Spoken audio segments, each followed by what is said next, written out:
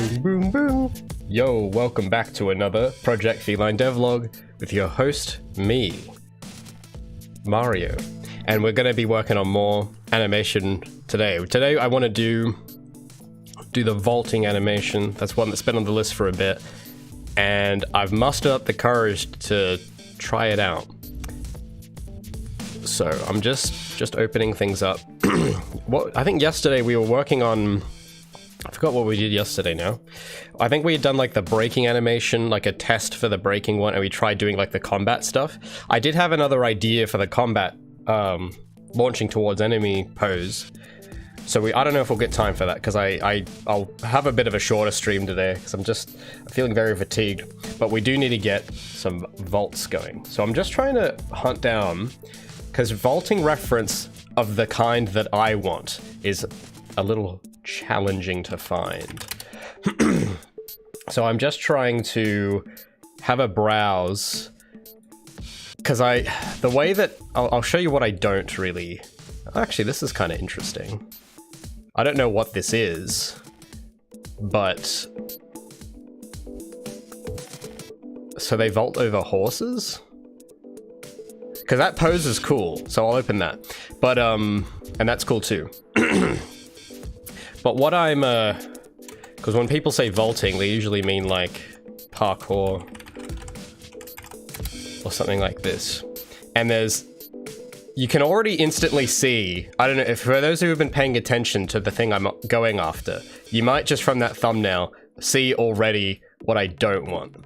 I think we actually did use this video before for Gabi's old vault. Actually, I'll show you her old vault so that we can see what I don't want. Because the thing with parkour, some people have suggested to look more at parkour, but I don't want this sort of free running loose movement, because it's kind of like that's what everyone is doing, and I want to do something that's more what I want, something a bit different. I'm going for a different vibe than free run. It's not really a free running game. Project Feline isn't really a free running game, so I don't want to do things that give it the impression that it's just like a third person Mirror's Edge, because it's not really what it is. And like the movement and stuff is cool, but I'm studying it to think of how we can spin it, because there's different kinds of vaults as well. And I'm trying to pick, he might do one in here that is closer to something I want. Like he's got different types of vaults. Okay, we don't want a turn vault. It's a 360 vault. Because the thing that I don't like that doesn't fit Gabi is like the with parkour. Because the way that I'm not a parkourist myself. I'm not anything. So I don't really know what the rules for all of this are. But I do know how I want Gabi to look. And Gabi's look has rules. And this free running, this posture, this form is the key word here, form. You see how the form is very loose, casual, and it's sort of imprecise.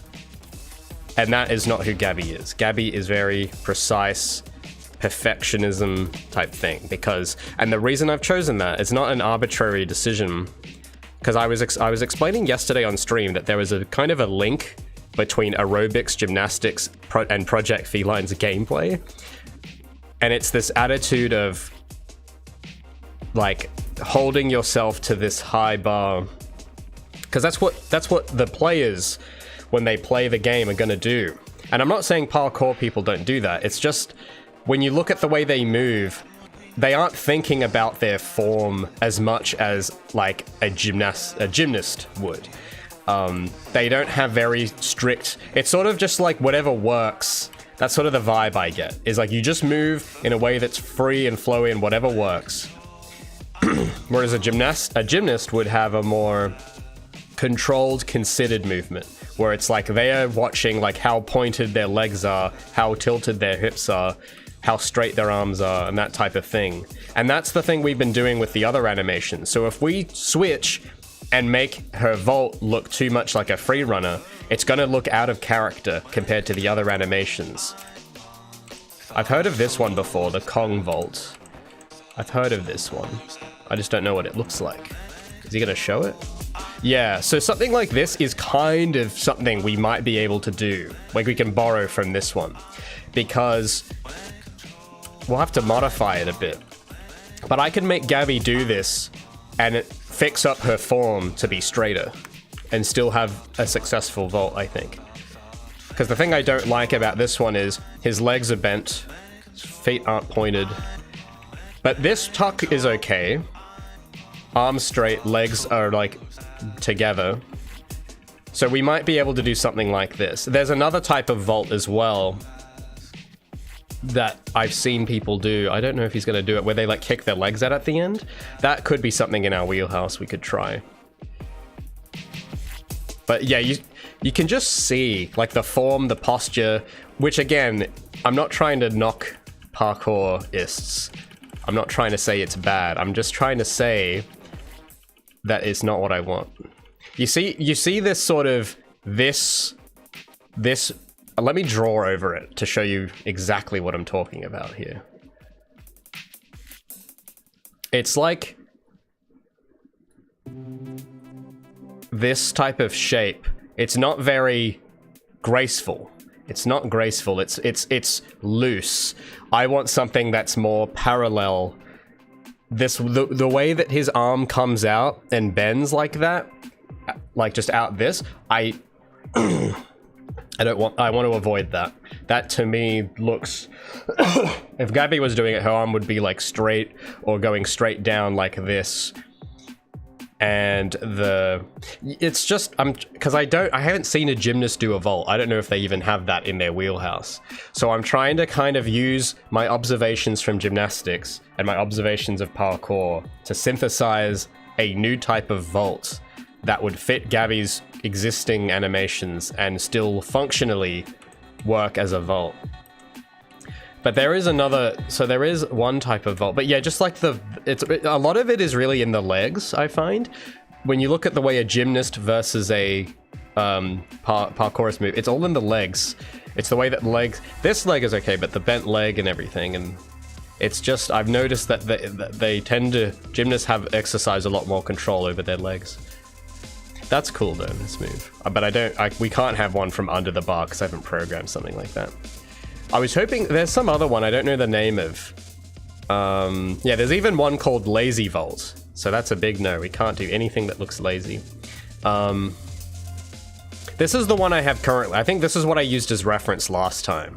The one he does right here. That's what I used last time. And you can see, yeah, that these bends and the arm. Gabi's arm would be straight out. This other arm is okay. I would want that arm on his right is sort of okay there, but it's just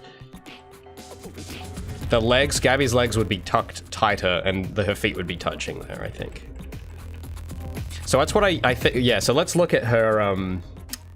Oh, this is the editor. I wanted to open the build to show you, because I'll show you how I tried to animate it last time, and you can see there's probably some errors in it as well.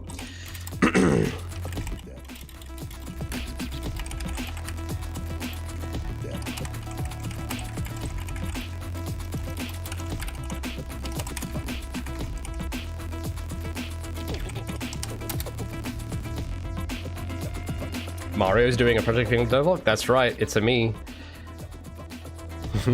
Making my competitive platformer. Project Feline is working on Raymond today, that's correct. We were doing Project Raymond. Do you mean speed vault? No, I don't think it's the speed vault I want. I'll show you what Gabi's current in-game... Well, this isn't really current anymore, I guess, but I'll show you what her old vault looked like. Need to get a mocap set up and learn parkour. Well, I'm a little too old for that now. I'm past my physical prime. Because I think, what, people's physical prime, it's like, what, 20 or something. I'm just a little over, so it's probably too late.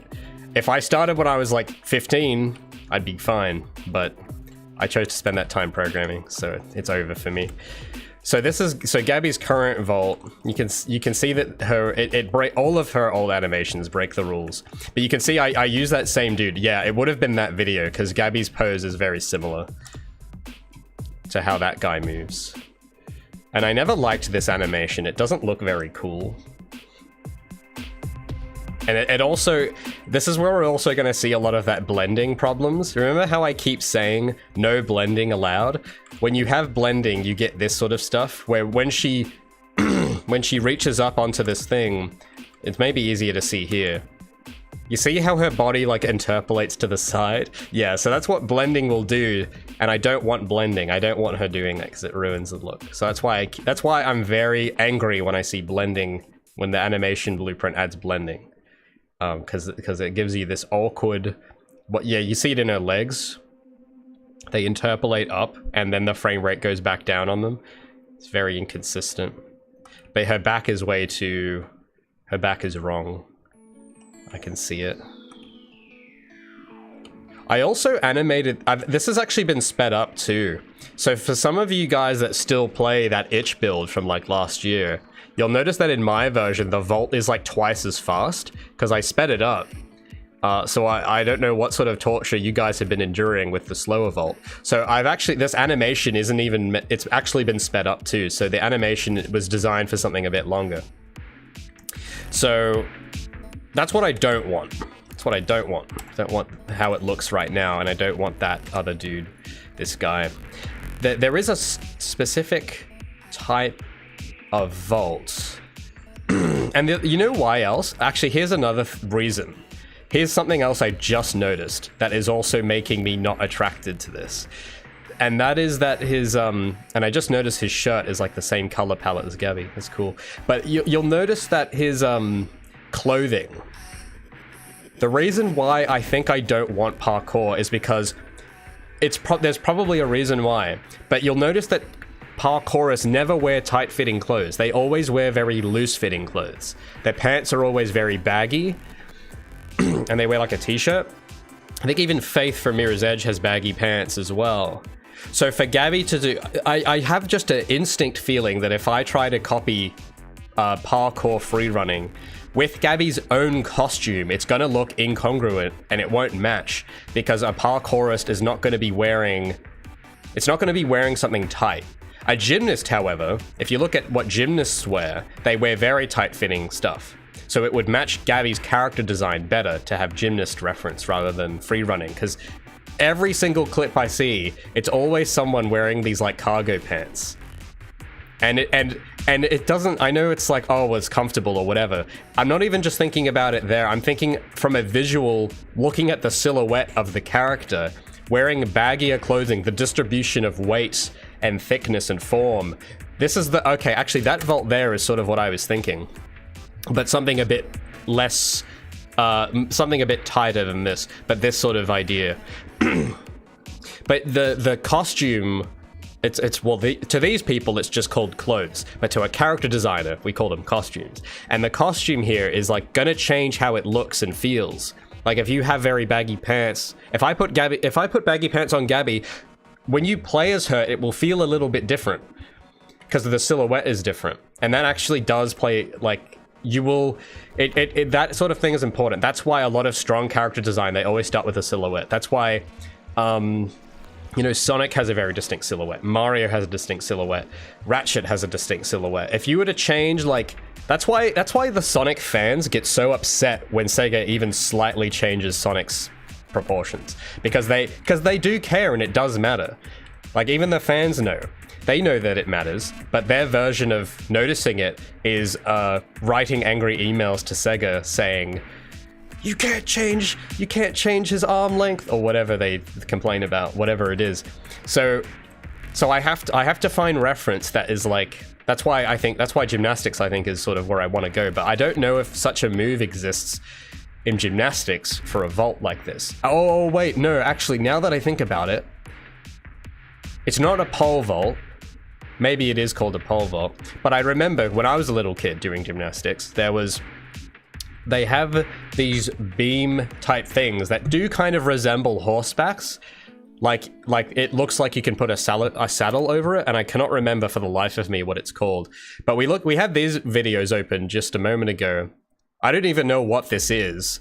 So we'll have a look. This is supposedly a vaulting competition, and I have no idea. So let's just, maybe I can figure it out if I like See how they...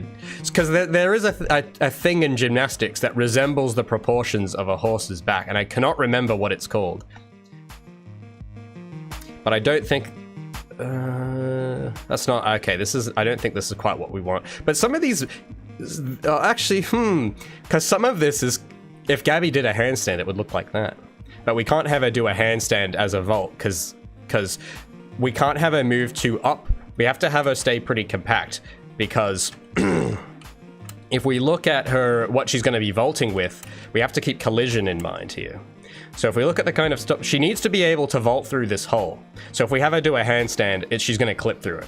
And you can see now she clips through it already. So we need something where she's compressed down. So that's another constraint I have to keep in mind. But some of this is the way, like this is sort of very gymnastics inspired. I have no idea what this is, but you notice how they keep their legs straighter? It looks more graceful. This is sort of more what I want. See, yeah, these are just gymnastics moves. They're just doing them on horses. That's pretty cool. But that's not quite what we're after.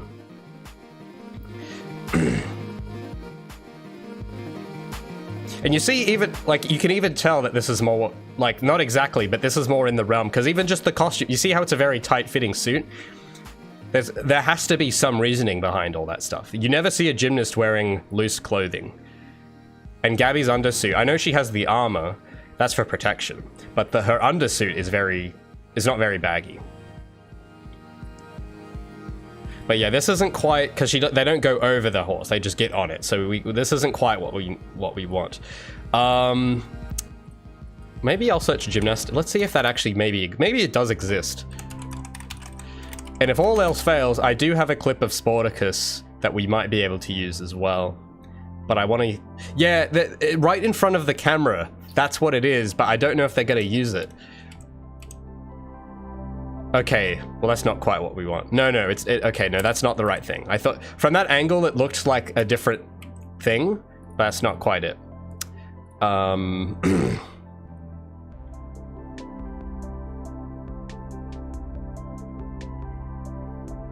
Actually, the way they run is... Because I am not happy with Gabi's run. So I might leave this open too, because it's interesting. But yeah, so we can't... Gymnast vaults are a little more embellished. It's not a beam. It's not a beam routine. But it's... I haven't seen anything like that, but the thing I'm thinking of looks like a horseback. It's not a beam, though. I don't know what it's called. It's been so long since... Because, yeah, when I was, like, 7, I did, like, level 0 gymnastics for, like, a year. But that was a long time ago now, so I don't remember. Not a lot of my knowledge has stayed. No, this isn't... Because they're vaulting off of the shape of the thing, and they're going... They're springboarding off it, which is not... It's not quite it. Vault progressions. Is this it? Please tell me that this might be it. Because I remember this... I remember these little springboards that they have. But I need something where they, like, go over something, not onto something. I don't know, because vaulting can mean different things in gymnastics. Oh, here's that kind of shape. Please tell me she jumps over that. Ooh, okay. We might be onto something here. We might be onto something. Okay, well that's too straight. Gabi can't get up that high because she'll. There's gonna be. There has to be something there as well on the top, and if she does that kind of flip, she's gonna hit her legs. Are they all gonna just do this move? Yeah, they're all gonna do that move. They don't land good though. I can tell that these are beginners. They don't. They land on. They land wrong. Vault drills. Is this the iMovie text effect? Oh, they have some equipment. Okay, they have some equipment in this video that looks like the kind of thing you could jump over. Do they do it though? Please tell me. Please tell me that they don't just jump on mats and that they jump over one of these things. Please, because they're just, I know that they do, they break it down into stages, so they like practice jumping onto something from a few different angles, and then they like combine it all together into like a coherent move. Do they do that? Please tell me they do that. Yeah, you see, so this, it looks like she's gonna jump over that. No, okay, she's just gonna, no. Okay, that's just training. Please tell me, yeah, so this thing here, I was like, it looks like they're gonna jump over it. Please tell me that they will. Okay, they do, but they kind of go way over it. I thought they were gonna put their hands on it. Okay, well, what, there has to be a different name for it then, because this is all looking like not what I want either.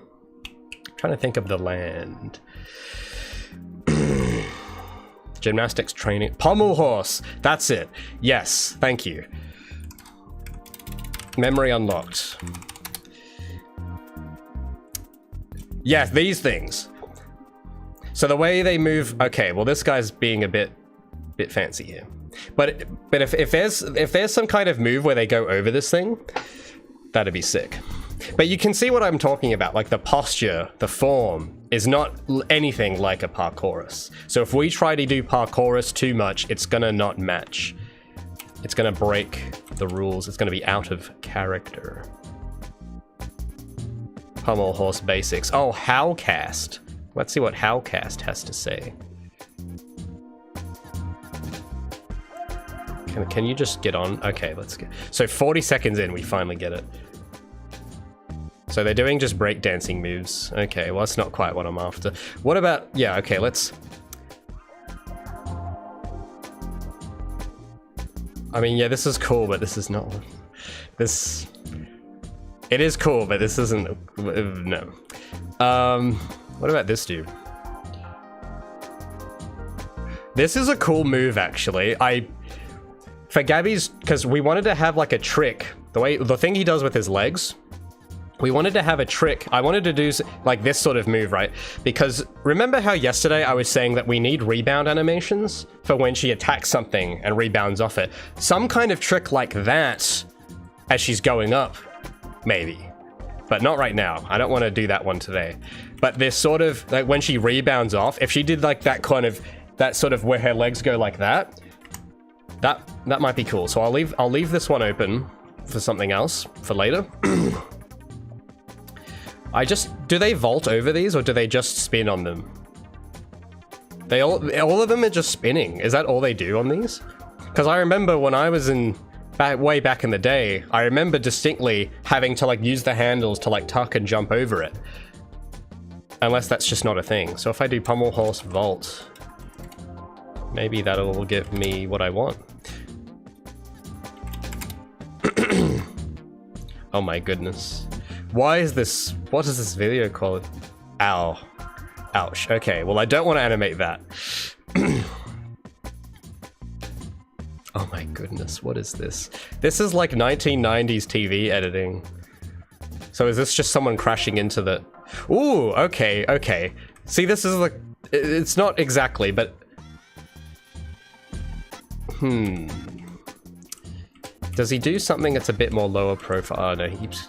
Okay, no, this is not. Gabi isn't gonna crash. Gabi's perfect. Okay. Okay, we've got a female reference this time. Let's see what they do. 40 minutes? Oh, come on now. Please, are there any... It doesn't show me the most watched highlights. Why is it that only some YouTube videos will show you like the most highlights and some don't? I don't get it. Are they all just... They're just gonna spin on them, aren't they? Okay, let's see what she does.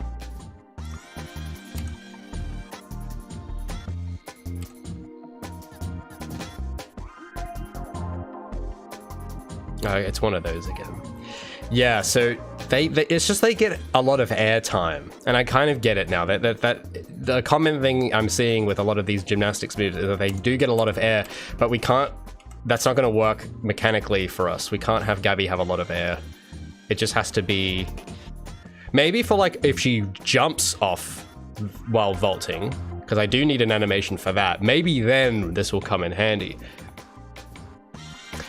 Okay.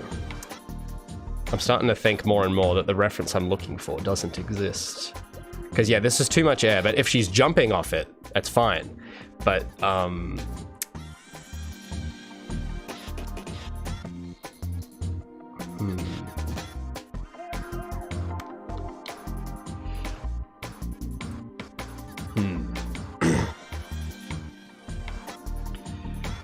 Yeah, Not sure what you're looking for specifically, but pro tag, they do a lot of...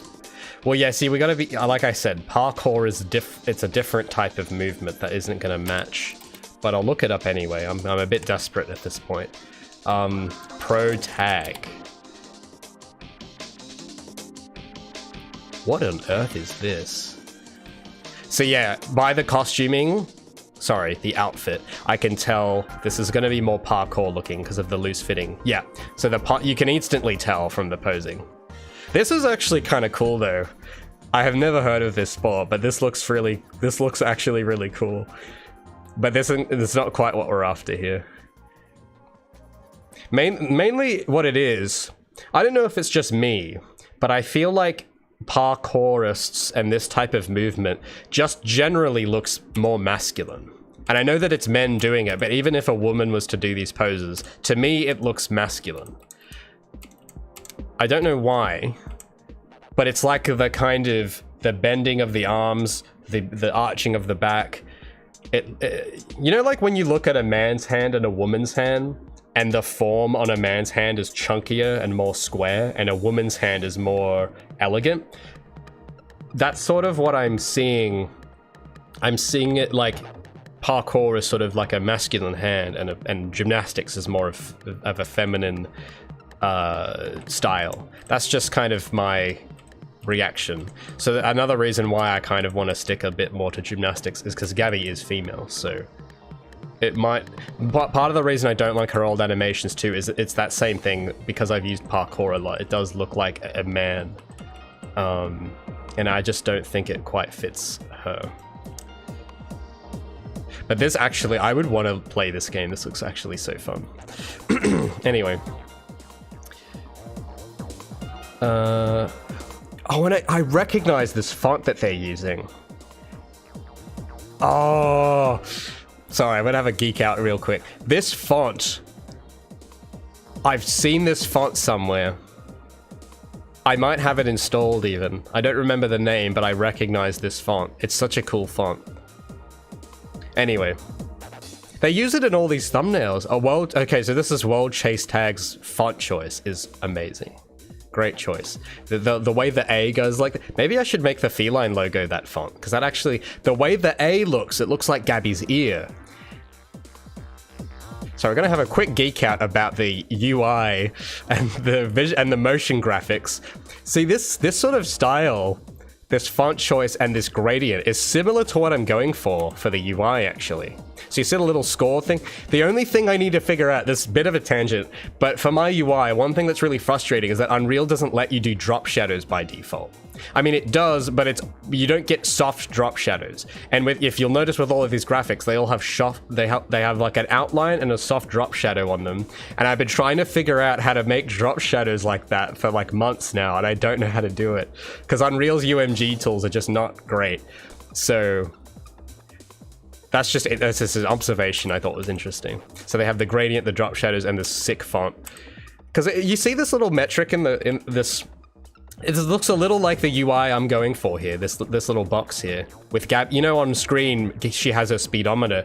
If it could look more like that would be cool. But anyway, that's not really what we're here for today. But I'll keep that tab open for later, just for the font choice, because I didn't expect to find one of my new favorite fonts today. So, yeah, so is the reference I'm looking for, does it even exist? Okay, I'm gonna go the nuclear option now. I didn't want to look at this clip because it isn't exactly it. But back to Mr. Magnus Sheving Sporticus. I don't think he vaults, because I have the beginning of this clip queued up, and he kind of just jumps over things. So this is the closest reference I have to a Sporticus vault. But even here, you can see that it's different from a parkourist because it's just in the arms. Because that other guy we watched before, his arms were like this and bent, whereas Sporticus's arms are straight like this. But his legs are kind of... Actually, the exact observation I made is exactly what he's doing. I said just 10 minutes ago for that other guy, that if it was that a gymnast would keep their knees closer together. It would still be bent, but the feet would be touching. And sure enough, that's exactly what Sporticus is doing. See, I know the rules now. I can just see it. So this is kind of the closest thing similar to what I want that we have, but this is still not exactly it. But that other type of vault that they had, it was a... it was a...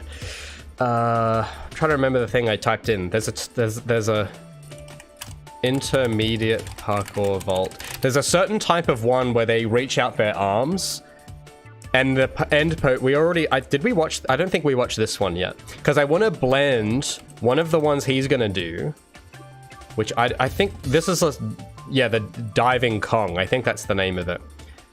Yes. So something like this, but not as casual, something a bit more rigid.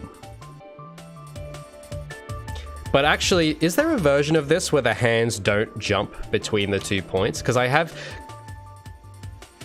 seen versions of this vault where the hands only go once, and they keep the hands there, and they. Actually, no, maybe this isn't the one I'm thinking. It's similar. There is one where the legs will stick out at the end. Because I'm thinking maybe that would, yeah.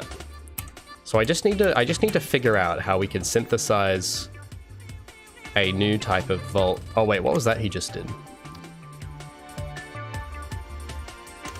Something like this. So there are things I don't like about this, but I'll tell you what I do like.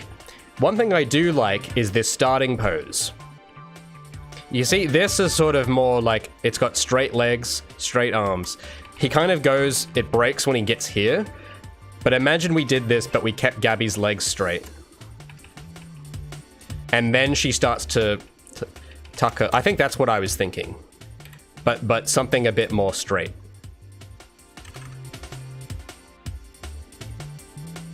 But there's also other versions of this too. I just want to make sure I'm going after the right one here, because if there's probably these variations for a reason.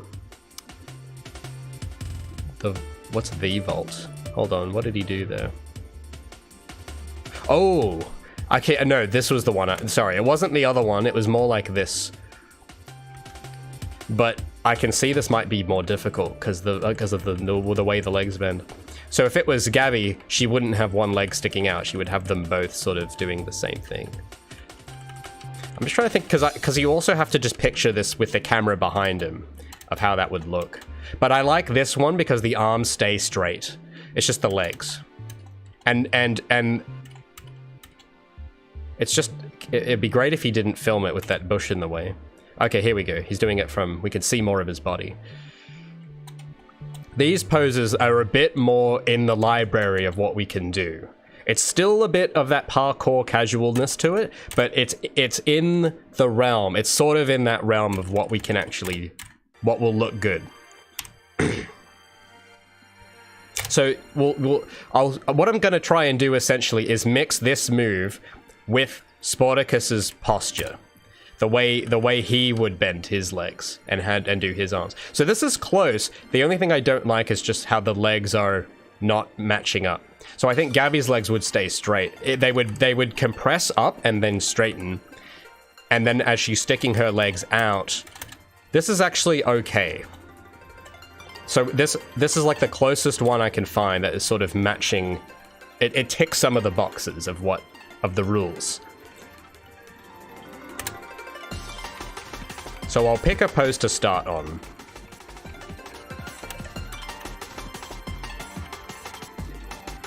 Because he bends one of his legs up here. I'm just trying to think, because there might be a reason as well why his legs aren't following each other. And I'm wondering if this pose would look good and make sense if you kept the legs both in the same spot.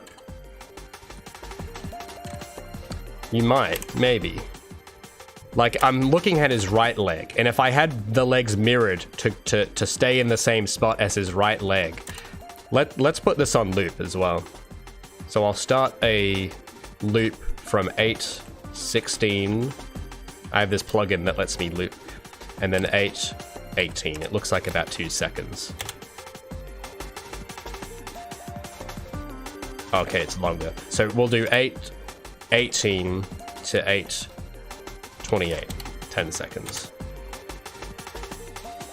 Because this is in slow motion, so this gives us lots of poses. That's too long. 8:22.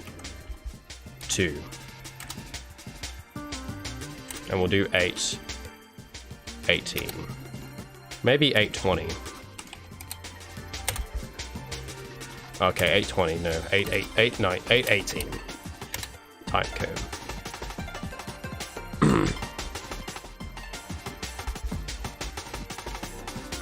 So I'm just trying to imagine this pose, but the other leg is... Oh no, because the other leg is sort of launching him up, so that's probably why. So that knee comes up and sort of helps push him forward.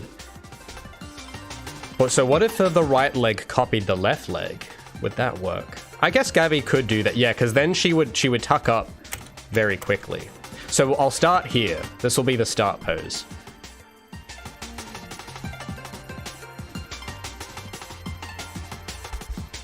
And I'll save these other clips for other reference later. And font reference. A V-volt. Let me look that up before I start. Just to make sure. V-volt. Oh. What the hell is this? Gen V? What? Is it, are you sure it's called the V-volt? Because I'm not getting... Oh, we're getting Simone Biles. So maybe, well, she's pretty good. Oh, this is called a Super Volt. Okay, no. It's not quite what we're after. Is it called the V-volt? Because I'm not getting any results that look remotely relevant here. Yeah, I'm getting Winter Bulk Day 137. So that's definitely not...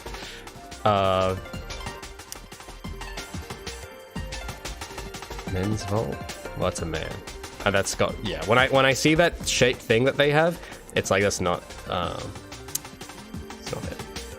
That's Pole Vault.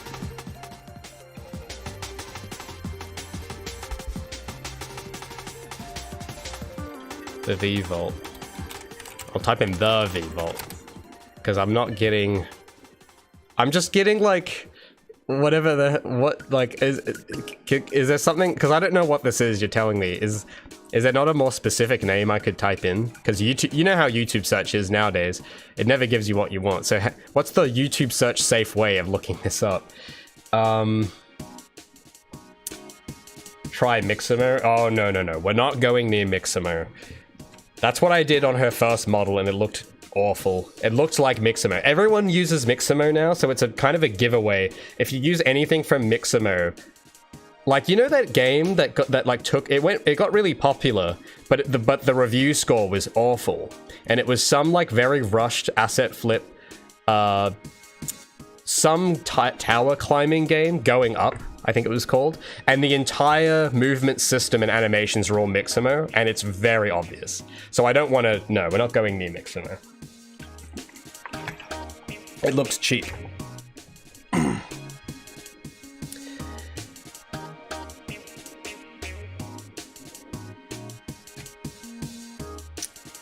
So yeah, I'm not getting any results for V-Volt, so I'll just go with what I have. I'm pretty happy with that.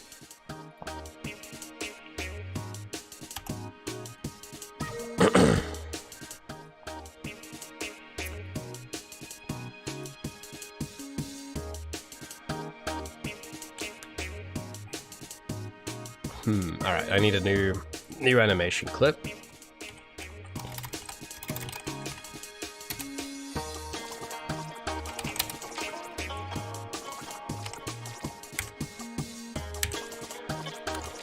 And I'll just make sure that the tweak bones are keyed in this one.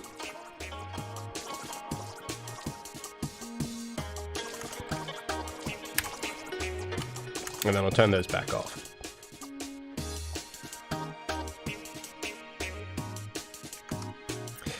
Oh, and I'll need to... So this is going to be a little tricky, this one, because it's a...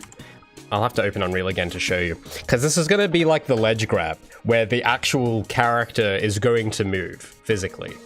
And we need to animate it in a way that doesn't look bad with the character also moving at the same time. So what I'm going to try to do, similar to what we did with the ledge grab, I'm going to move her root bone to simulate how her character controller is moving in Unreal. So we'll have to set up like a test, like a cube in the scene, just so that we can kind of get a feel for like, so I'll show you what I'm talking about.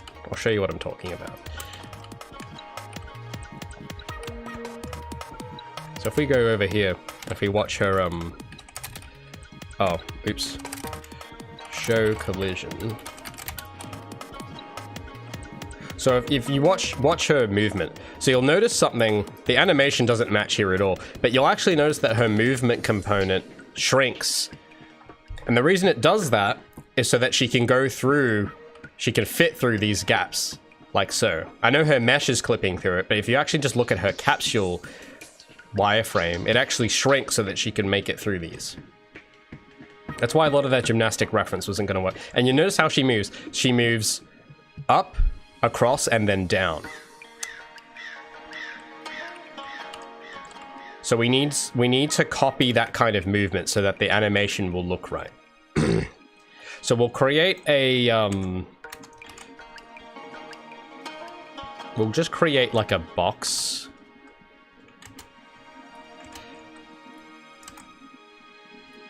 Just to have something to, so that we're not just doing it in a vacuum. And I'll look at the measurements for something like this. Actually, let me see. Because she can vault over some pretty short things and some pretty tall things. So I want something that's sort of maybe 1 meter high, I want to say. Or 1/2 meter high. So this box, that's like about, I want to say 1 meter. This one. And then this one is like 1/2 meter. Which she can vault over. So we'll do the meter, because that's going to be the average. Because the tallest she can do, I think, is that, maybe that's the meter. Oh, that's 1 point something. Okay, let me actually check the scale for these, because it'll tell me in the window. How big is this? Oh, that's 1. Okay, so that's 1 meter. We'll do 1 meter.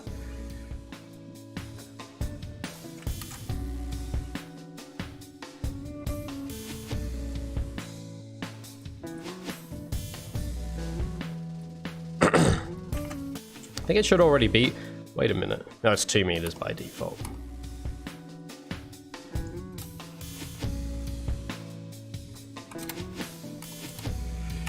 That does look it looks bigger.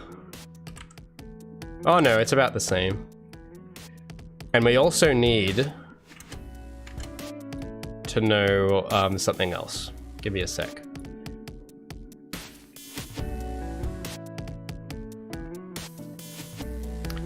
I need something that matches her actual capsule, so I know what to do with it here. So I think her dimensions for the capsule, it's sort of like 0.75. No, I think it's 1.5. Something like that. Oh, I closed Unreal. I need to see the dimensions of her actual, the actual collider. I used to have them memorized, but I've forgotten them now. I think it's 0.35 across in both directions, and then point something on the up. Okay, no, that doesn't look right at all. Oh, I forgot what it was. Maybe it was 1.35, the radius or the diameter. That looks too wide now. I'll have to open it and find them, because I've forgotten them now.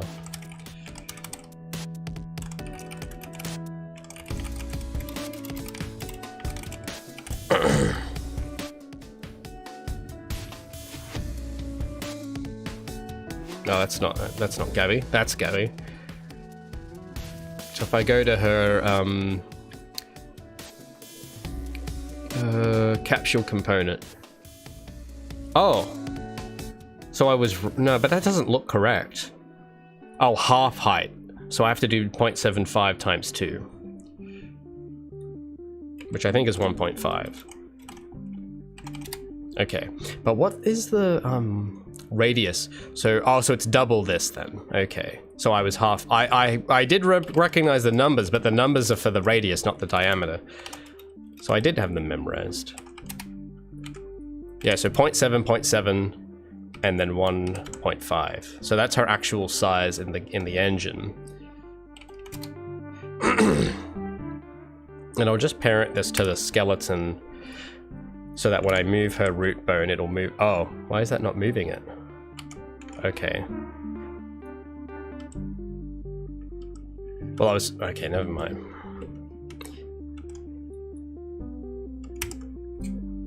Because I want to... Because the movement... The animation has to match the actual movement. That's the thing. So, I'll move this a bit closer, because we can't have this closer to her than this radius. So we'll start it when... Because I think she does pull herself right up to the edge of this, I'm pretty sure. Like, she would be right up against it at the beginning. Because I just need to position the objects and everything so that it's matching the actual in-game scenario. Because if we don't do this, we're going to have a scenario like with the ledge grab, where it's like it doesn't physically match with what's happening around her. Because these ones are kind of tricky, because she's going to actually be touching stuff in the world. So she has to act like, you know, she's... It can't look like she's levitating over it, or her hands skid across it, or whatever.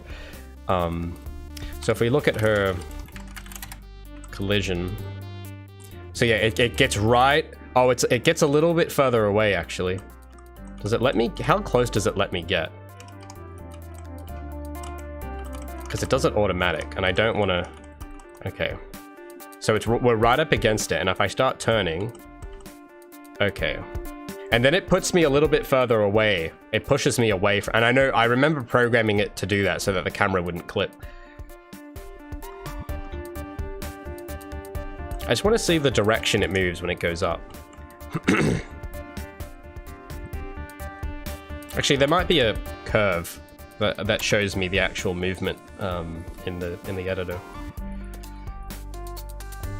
Curve vaults. Here we go. So we can actually see so this curve describes the actual coordinates, the way it's moving the capsule.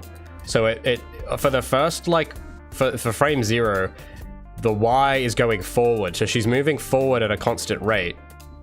But then the Z on frame 0.1, 2, 3. So at 0.2, it goes up and then down. Okay.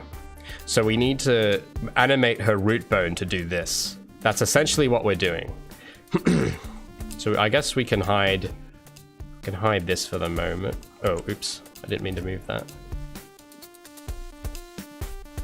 So her root bone, it needs to go... We'll animate the root bone first, because it needs to copy this curve.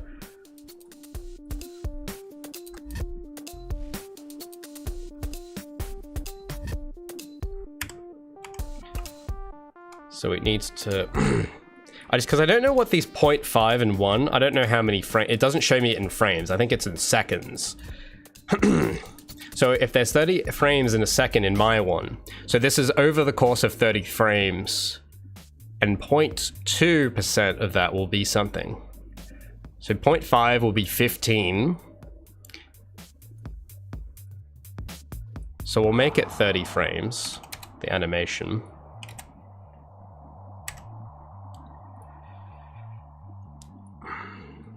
I need the calculator, because it's like 30 times 0.2, so it's frame 6. So at frame 6, her, it has to go, I think it just goes above like this, I'm pretty sure. But I'm not actually sure, because it multiplies some height value. So let me just pay attention real quick to what her, how far above that thing she is. Because it's a bit hard, because she does change size. But it looks like the capsule is just... Yeah, it goes right over it. It's like skidding right over it. So... I've got to think about where her root bone would be. Because her mesh is in the middle of this capsule. So if I just change it to... Because I just need to figure this out. This is important. If I get rid of her animations, it might be more obvious. If I change the animation blueprint to just nothing, just a T pose, because we have to keep in mind where relative to her character in like relative coordinate wise to her object, because when she slides she also compresses down. It does the same thing, and you notice that her her feet stay at the bottom, but I don't think that happens when we're vaulting. Oh, it does. Okay, so we can, okay, so I can have it as the, yeah, okay, that's what I needed to know. So I can make it so that the bottom is still the bottom here, and not like I don't have to move it to the middle or whatever. So that's good. So I just need to move it and then point, so it would be 30 frames minus 6, which is 24, I believe. So it is at frame 24, that is when it goes back down. Well, no, it stays here, and then it goes back down at frame 30, just to mimic the movement of her actual... And then it's just on the y-axis, so this is where we got to just break this down a bit. So I'll get rid of the x. We don't need the x. Oh, does it let me just get rid of the x? I don't want the x location keyframed. I just want the... Yeah. Oh, did that just get rid of... Let me copy and paste this. Okay. And we don't need the rotation or the scale, so I'll just key these two coordinates only. So the y, it has to just move. So we got to get rid of these keys on the y location, and we just have to have her move forward continuously through this time. So how far she should move though is something I don't really know. We'll have to, because I'll have to get that cylinder back, and we'll have it end about here. So that's 1.7 meters.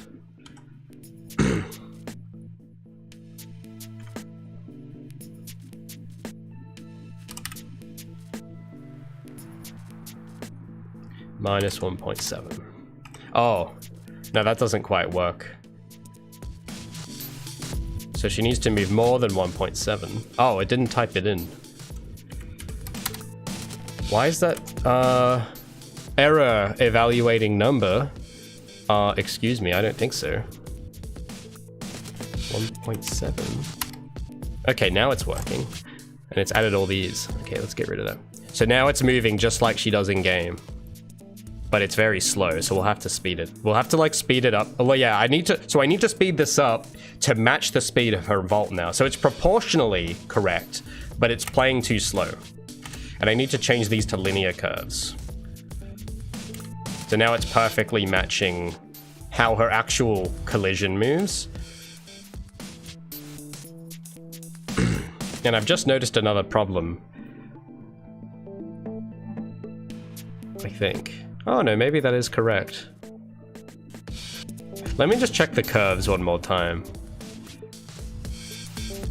Okay, so that's going continuously forward. What's her actual... No, because we can get it a little more precise, which will help. Because she actually has parameters that multiply on top of the curve. So if we go to... there's like a ledge grab yes, the ledge grab component. There's a vault section in here somewhere. So vaults offsets. Here we go. Here's what I want. I'll zoom in so you guys can see what I'm seeing. Vault apex location offset. That's not it. Vault land. Okay, so it's 100. It's 1 meter more forward than just being at the end. And I've done that for a reason. It's for the camera. And then vault land launch. Okay, that's not what we want. So it's this. I have to move her a little bit more forward to match what's going on. So 2.7 is the number. So that end, instead of 1.7, I think it should be 2.7. So she actually, wow, that's actually quite far. But I know I've done that for a reason. So let's actually see if that, because that numbers wise is now accurate, but it looks weird. So let's actually see if that does look the same. It should be the same. Something, that's a lot of distance. I didn't realize it was that much. So let's watch her capsule and watch where she So she goes up. Interesting. It doesn't look like she moves that much forward. But she doesn't move down immediately though. But whatever I have in here is too much. Like that, it should be like half of this. So I'll divide this by 2, just because it's eyeballing what... Okay, that's wrong. That's too close. Now that doesn't look... The numbers are the same numbers, but that doesn't look the same. She looks way too far out here. Unless... Oh no, maybe it is right. Hold on. Because there is something I have noticed. I don't know if this was on purpose, because it's been a while since I've looked at the code for the the vault. It's been maybe a year or more since I touched that. But if you look at what happens to her... Yeah, because then she keeps going forward. Like, the vault state actually ends before she lands. And then she keeps getting launched forward. It's like she's jumping off the... Like, away from it. So she actually does... If you look... Because this is... I'm not holding down W. Except for the very beginning. I'm going to let go instantly. So I've let go. You see how far... Okay, so maybe we are on the right track. When I look at where she actually ends up... It's actually pretty far away from that. So we'll work with that. Is there any other numbers I need to be aware of here? I think that's it. Oh, the duration. So it's 0.3 seconds. 0.3 seconds. How many frames is that? Because there's 30 frames a second. How many in 0.3? Do I just do 30 divided by 3? No, that's wrong. It's 30 times 0.3, so it's 9. So this has to happen over 9 frames, I think. I think that looks about right. So I'll shrink this, and I don't like that it's an odd number, but...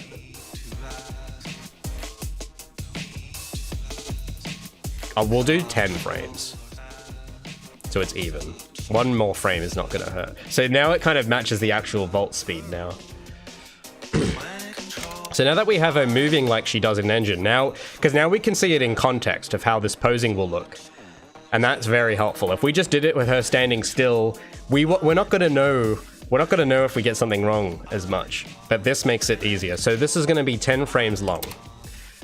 That's great. The less frames, the better.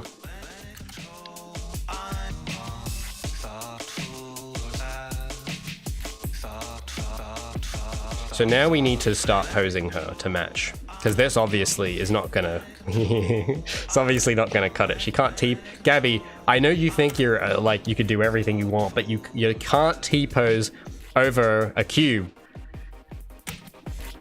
So that goes against your contract, Gabi. So now we can start posing. So frame 0. And actually, yeah, the dude in this is actually a similar distance away, so hell yeah. Oh, sorry, I didn't see that. It's meant to play a sound when I get donations, but it didn't. But thank you so much, Cal, for the 10 bucks. That's awesome, man. Sorry I didn't see your message there. I was just in the zone. But thanks so much, dude. That's so generous. Oh, by the way, I forgot to mention, I keep forgetting about this, but one of the things I've been busy with, just a quick side, one of the things I've been busy with outside of this is I've been currently writing another devlog episode, and it's going to be about some of the stuff we're doing with Gabi, but on a different character. So it's going to go through like the modeling, unwrapping, texturing, animating, not for Gabi, but for one of the enemy characters. Because I don't actually have a video on that. So I'm working on one of those at the moment, and if you want to see a draft of the script right now and how it's shaping up, I do have a Patreon link down below which helps support those videos, and you also get like exclusive merch that is only there for Patreons. So and the shirt this year, we have a new design this year that I really need to plug more. I really keep forgetting to plug it, but it is one of the coolest shirts you will ever find on Project Feline. I'll see if I have a picture of it I can show you. It is a sick shirt. Amazing, even. There might be a picture of it. It has like this design, and it has mugs and stuff too. But if you look, I think that's the highest tier that has the shirt. But if you look here, because you got to see this. You can get a sticker with that design too. It's very, I know it's very low quality, but because I'm zooming into my page, but imagine having that on a shirt or on a mug. Does that see, if that seems cool, why doesn't it let me click the arrow? That's weird. Because there's more. If I keep scrolling, it'll, yeah, so it has it on the mug. And on this other picture, it's meant to show me, here we go. It's got it on a shirt there as well. So I'm very proud of that one. And if you want it, it's only available through Patreon, and it just supports the videos. Because I keep getting asked when the next one's coming out, and it's like the more funding I can get for those videos, the more of them I can make. So if that interests you, check it out so that you get something in return for your buck. But thanks for the 10 bucks, dude. Appreciate it. Thoughts on TikTok getting banned? I haven't really been following it, honestly. I know we talked about TikTok like the other day, because I need to like, I was just talking about as a marketing tool, but I don't really follow what's like happening with it. Is it getting, like how, I'd imagine there's more to it than it's just getting banned. There's probably a lot of specifics. So I don't really have any thoughts on it, because I don't care. Like I'm kind of too busy. I can't think about like, what's happening with this and that. But I don't know. I feel like I don't know enough to have a take on it. But I can tell you all my thoughts on Sporticus and LazyTown. I know a lot about that. But no, I don't really know what's happening with TikTok.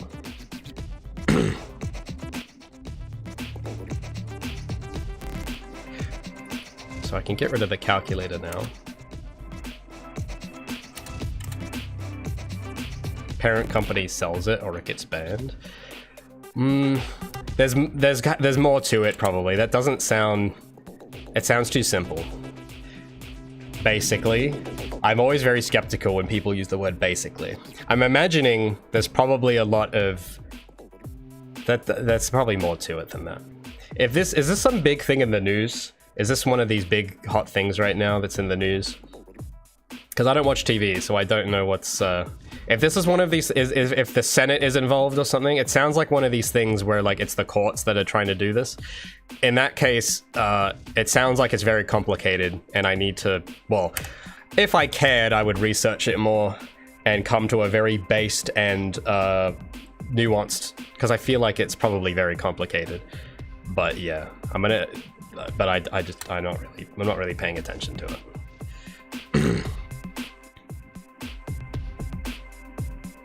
So well, you know what I am paying attention to though? This pose. So let's get that going. So I'm going to mirror her legs for the moment and change it only if it looks bad. I'm just gonna copy this dude's left leg and how he moves it. Congress is doing it? Yeah, it sounds like a Congress type thing.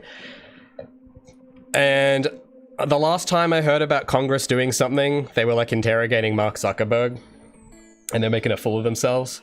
But I don't know, like they probably have a reason to do it. But I don't know enough, so I can't say. Banned in the US. Okay, so this is America. So yeah, because guys, I know that the entire world is Los Angeles, as we all know, but it would surprise you to know that I don't really keep track of what Los Angeles is up to in America or whatever, because I'm actually physically not there. So, so yeah. The news I saw that I caught wind of is that there was some car police chase going down in the Central Coast. So that's classic average day in the Central Coast, am I right? So that's the news I hear about. It's just people doing their GTA wanted missions, basically.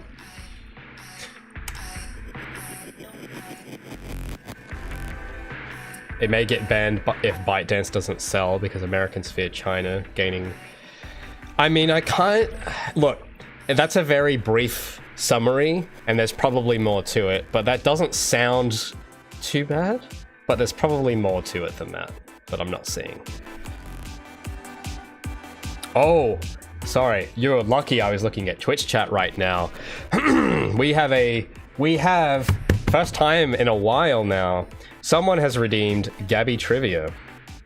on Twitch chat. For those who don't know, because I am simulcasting on Twitch and YouTube right now, and on Twitch they have the points, and someone's just redeemed Gabi Trivia. So let's get Gabi, wake up. Let's get her in game here. For those who aren't familiar with Gabi Trivia, let's get her out of that T-pose. So in Gabi Trivia, you get to ask Gabi a question. So I hope you have your question ready. I'm just gonna wake Gabi up real quick, because she's currently this is how she sleeps. She sleeps in a T-pose. So I'm gonna wake her up. Gabi, wake up. Why are you sleeping? Okay, Gabi's awake. Let's get her out in the sun so she can see you. Ignore her. She hasn't put her makeup on, so her face looks a little... Let's get her in better light. Yeah, that's better. That hides. Lighting can make all the difference, man, I tell you. All right. Okay, Marlon. It is your up, my guy. Gabi Trivia time. What is your question? As an ad, I was gonna hear it. Oh, you're getting an ad? Ha! Got him. Well, I need revenue too. I'm sure TikTok makes a lot of money, but I need money too, so I run my ads. I'll wait for your ad break to finish. Gabi and I will just be waiting here patiently. I don't know how many Gabi crates on Twitch. It's been a while. Well, maybe you should go check out Rashades. You can join the Twitch, because I have both of you up here right now. So you can. Some people like to hop between these two chats and confuse me. So you can do a bit of trolling if you want. Not too much. But maybe you can go, yeah, log in and check, see how many you have. Maybe I know some of you, because I know Rashades, you've been watching these for a while. Some of you I know will probably have heaps saved up. So please don't abuse the stream and spam them all at once. I know it would be funny, but I think Gabi's too socially shy to answer that many questions at once. Why is Gabi's face pixelated? Well, while we're waiting for Marlon's question, I will answer that question. It's because Blender's mirror tool is buggy. That's basically, yeah. Blender's mirror tool is buggy. So that's something I have fixed before. Here's the thing. I have fixed this problem on her old model, but because that was so long ago, I completely forgot how I fixed that problem. But I know people keep saying to just apply the mirror modifier and invert the normals, and I have tried that and it doesn't work. So that's why I haven't solved it, because it's some complicated thing that isn't as simple as what you just read on a forum post. So I need to, I don't know. I've solved it before somehow, but I cannot remember how I did it. So for the moment, one side of her body is going to look a bit strange, and the other thing you're seeing above her mouth is her teeth clipping into her cheek, and that is a skinning problem with FBX, which is the file format I'm using. Because when you use Rigify and FBX, they don't like each other that much. They don't go together very well. So I've had this problem on every character I've made, and everyone else I know that's used Rigify and FBX has had the same issue. That's Future Ray's problem. Oh, and thank you so much, Rattail, for gifting a sub to Marlon. That is so nice. And I think, oh, we're at our sub goal. 10 out of 10. Thank you so much. That's amazing. Now I can keep doing these streams. And I think I actually, I don't check my analytics a lot, but I checked them yesterday because I was like, I wonder how many people are actually watching the stream. And I think we're up at like 30 average viewers now, which is where I was at my peak when I used to do Twitch. But the revenue is so bad. I made $9 last week from Twitch. Isn't that incredible? So that's great. So thanks so much. The subs, you make it so that I can earn more than $9 a week. That's amazing. Does Gabi celebrate KFC Christmas? All right, Gabi, come in, Gabi. Are you there? She's there. You see, she's wearing her headphones so she can hear me. Gabi, Marlon's Parks guy has a question for you. Do you celebrate KFC Christmas? Okay, I know she doesn't look like she's talking, but she's talking to me through her earpiece here. Okay, Gabi says, hell yeah, she does. Actually, Gabi, I'm gonna interrogate you on that, Gabi. When is KFC Christmas? Because I think she might be lying, guys. It sounds like, because I haven't physically seen her celebrate KFC Christmas, so I don't know if she's pulling my leg here. Gabi, when is KFC Christmas? She says July. Is that correct? Hold on. Let me fact check you, Gabi, Because I don't want you lying to my chatters right now. Because you've been so difficult lately, Gabi. You were glitching out yesterday, and I don't know if you're being serious. I don't know if you're being facetious or not. So I'm going to fact check you right now. So, KFC Christmas. When is KFC Christmas? Oh, it is literally at Christmas. Gabi, you were dead wrong. You don't celebrate KFC Christmas, do you? Yeah, didn't think so. Yeah, she's trying to trick us, guys. She's trying to play games here. She's trying, I know, Gabi, look, I'm sorry, I don't mean to tease you. I know you're just trying to fit in with us all, but we know a real KFC Christmas enjoyer when we see one, and it's not you. I'm sorry. So we exposed Gabi for her lies. Leading up to December 25. Yeah, July. What the hell were you thinking, Gabi? I think you mean, isn't there's some other holiday that's in July? Like Christmas in July. Yeah, Gabi, that's a different thing, Gabi. Silly girl. It's a different thing. So thank you so much, Marcon, for redeeming Gabi trivia. We will get back to work now. Regularly scheduled programming. So Gabi seems like she does not celebrate it. KFC Christmas.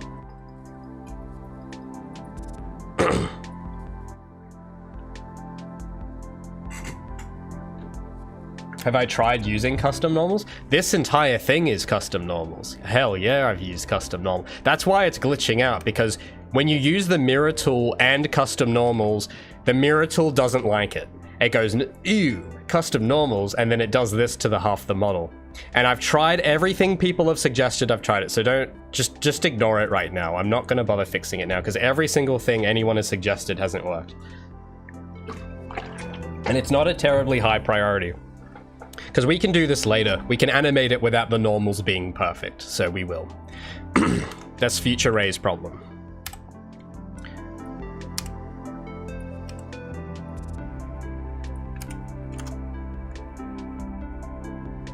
So her back's gotta get straight. Whoa, we got all the subs coming in now.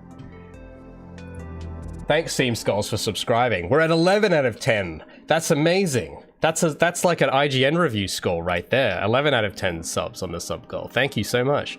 Well, hey, also, by the way, subs on Twitch, you get because we've reopened the Discord recently for Project Feline to the public, but we still have the members area there where I'm sharing little secrets that I'm not telling everyone else. So if you want to see like just other screenshots of this model, day-to-day progress, that sort of thing, little bits of research that I find, join the members area on Discord. And I think the Discord invite link should just be in the cards below somewhere. So the subs, you'll get the member zone, and you get put at the top of the list. So you get, when you're online, you get above the commoners. So hopefully that makes it worth your while. Thanks so much though. Thanks, Seam Skulls. I hope so too. 11 out of 10, it's like more than 10. Wow, I know, yeah. Exactly right, Tal, it is like more than 10. Yeah, Blender does like, he does love being quirky. I feel sorry for Future Ray. Yeah, me too. I do as well. But Future Ray, you know, he's got a lot ahead of him. You know who I don't envy though? Past Ray. I don't envy him at all. He's been through some stuff.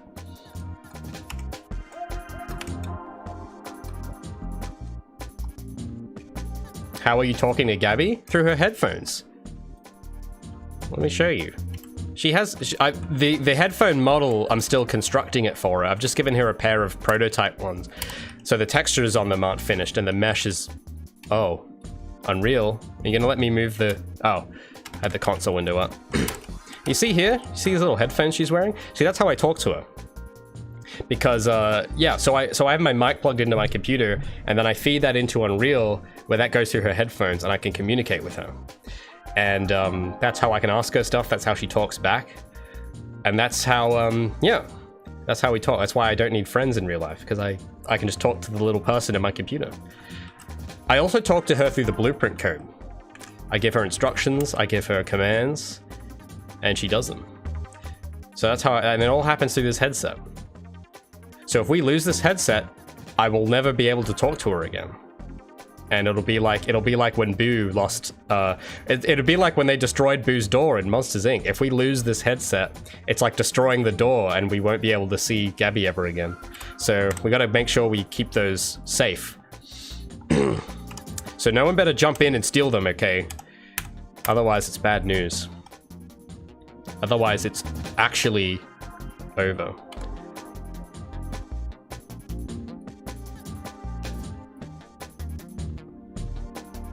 Oh, hold on a minute.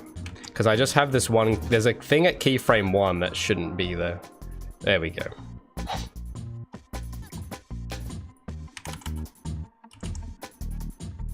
Looks like a tiara? Well, yeah, because she's the queen. What do you... Of course. She's the best girl. Of course she has a tiara. I just... Oh, Cal, you have an imagination. Just imagine Raymond using Gabi as a VTuber avatar. No voice mod. I mean, look, people, I think someone asked about that a while back, of like, would I do VTubing? But I don't... Here's the thing, because a lot of you are always surprised by this, but a lot of the stuff that I look like I would be into, I'm not into. So when people think anime girls in particular, because I guess that's what most of the VTubing scene is, right? Because I don't follow it. I don't know what's... I don't know. I don't know what the thing... I don't know what they do in the VTuber world. I'm not tuned into it. And I also don't watch enough anime, and I don't like cats, and I'm a fraud. Okay, so I'm all the stuff that you guys probably like about this game, and then whatever the subcultures and stuff that you're into, I'm just like, I don't know. I'm very uncultured. So I don't know what a lot of, like, I don't know what VTubers do. I don't know how they are made. I don't, like, I just don't. I don't really get it. So you'll have to, if we did want to make that a reality, I need someone to train me on, like, how to not look like the Hello Fellow Kids meme. And successfully integrate and take over the VTubing scene. Because I feel like yeah, same with TikTok. Everyone's on TikTok now, and I don't understand how it works. I'm basically like a 57-year-old in a young person's body. That's basically me. So, I'm an old soul, I guess. I don't know what to tell you. Gabi VTuber ranking all KFC items. I guess maybe that's what she would do, I guess.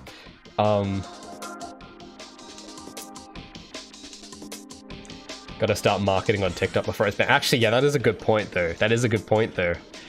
Yeah, maybe I should be paying attention to that, because if it's getting banned, maybe I'm gonna lose my... Well, you know, someone said something yesterday about TikTok that kind of made me think. Because I was lamenting that I don't know how to use it, because I've tried to post stuff on it and I don't get any. I figured out YouTube, I figured out Twitter, but I can't for the life of me figure out TikTok. And someone said that I shouldn't try now, because of the audience, and this is just hearing from the guy in chat here, I don't know, I don't have my own research here to base this on, but he said something like, you shouldn't do it now, because if you did, people would like expect the game to just drop in like a month, and they would just complain all the time. And I'm like, yeah, maybe you're right. Maybe it's not the best time. But if it's gonna get banned, it's like, maybe there is no best time. Maybe it's just like, it wasn't meant to be. I don't know.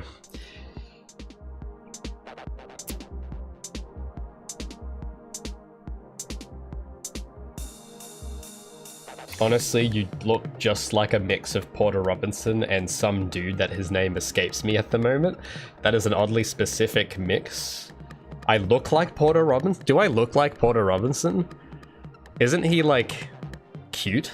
Do I look like him? He has, like, blonde hair, doesn't he? Oh, no, it's hair dye.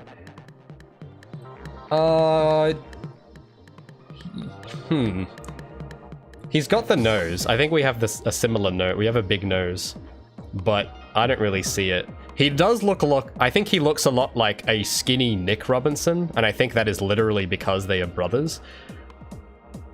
I don't know. I guess if you grew a beard on him, maybe. If you gave him ramen noodles and a beard... Actually, wow, he's so young in this. And now, I guess a little bit. But no, he's too cute. I can't compare. I can't compete with Mr. Robinson. Isn't he like... He's like 30 now, isn't he? Or 28 or something. I don't know. I haven't, because I remember like listening to him a lot when Nurture came out, and then I kind of forgot about his music. But yeah, it's good stuff though. Let's get this pose going.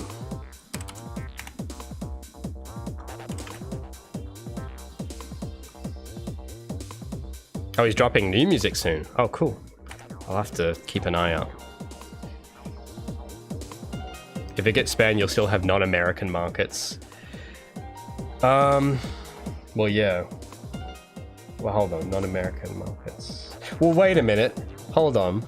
Oh, I get what you mean, yeah. Because the thing is, yeah, it's not getting banned in my country, so I would still be able to use it. But it's just none of you guys would be able to watch it, so... But yeah, that probably wouldn't work for me though, because I think most of my audience is American, from what I gather on my analytics. And I kind of want to keep it that way because I understand. I don't always agree with America, but I understand America.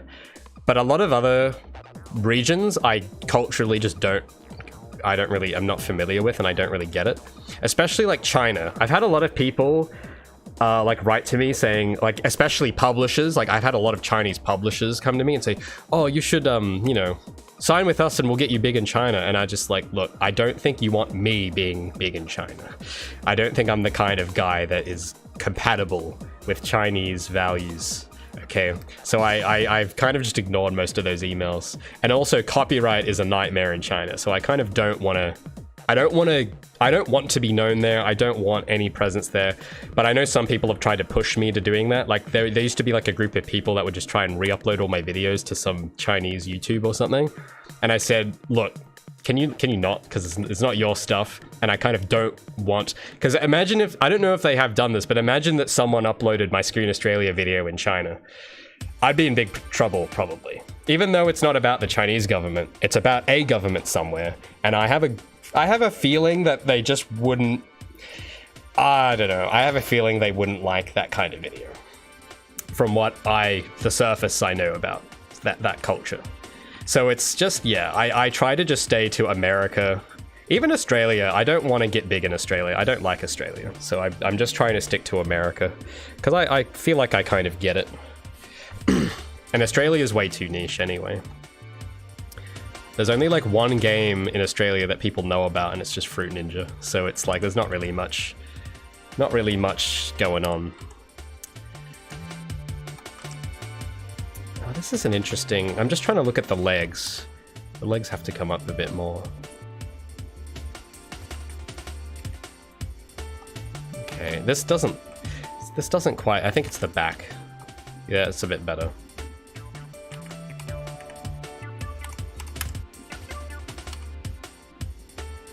Okay, let's skip ahead a little. We'll do the next keyframe. So this is gonna look a little strange watching her levitate like this, but I'm working on it. So this is now where we have to move everything.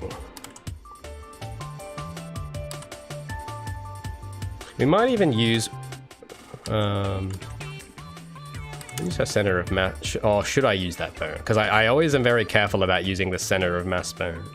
I think, yeah, sure, why not? We'll use it. We'll use this. So just move her entire body down, and then her knees have to go like this. But her hips, yeah, so this guy's back is very bent. Which I think it kind of has to be if she's leaning forward like this.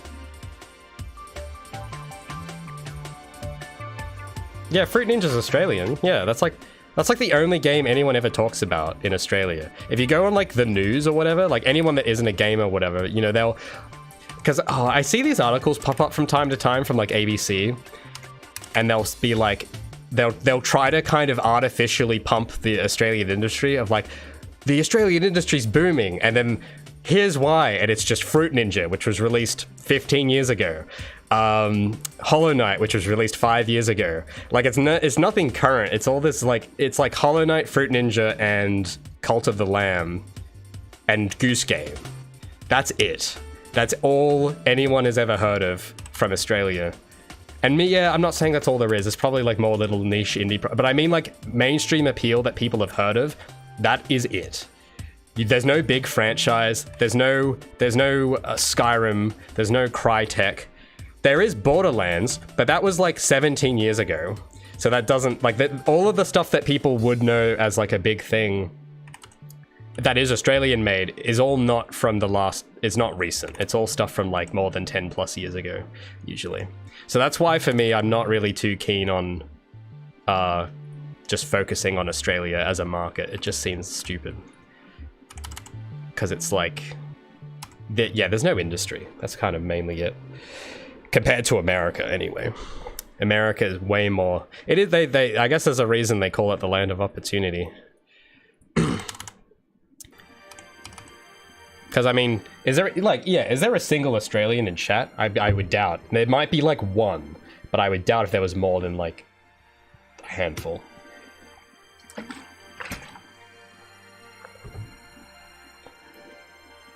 Do you animate the root bone for the animations? I'm animating it here just so we know where she's moving, but we're going to turn it off when we export it. So no, we're not going to have it baked in there. Oh yeah, and the Tasmanian Tiger. But yeah, that was like 20 years ago.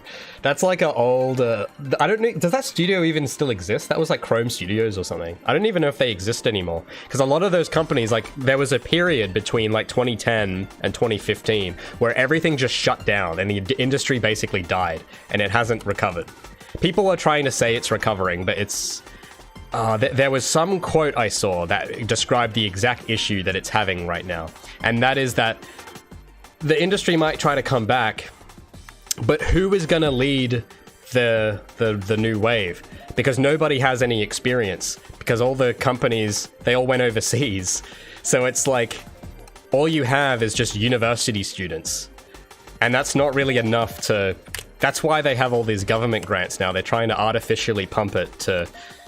Because and it's just because they know there's money in it. They're not doing it to actually like make good products. They just know that there's a lot of money in it, so they're chucking out dev grants. If you want to know the juice on that, you can check out my video on what that's really about. And yeah, it's just, I don't know. It seems very. It doesn't seem like it's not meant to be, you know. It's nothing like America, let's just say.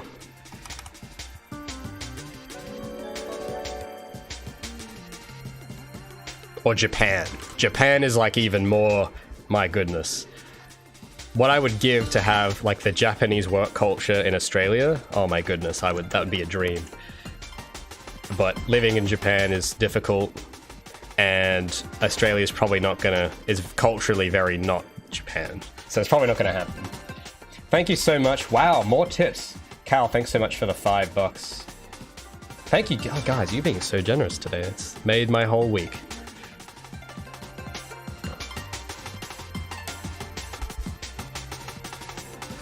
Oh, wait, these hands are in the wrong... Sorry, I was just on autopilot.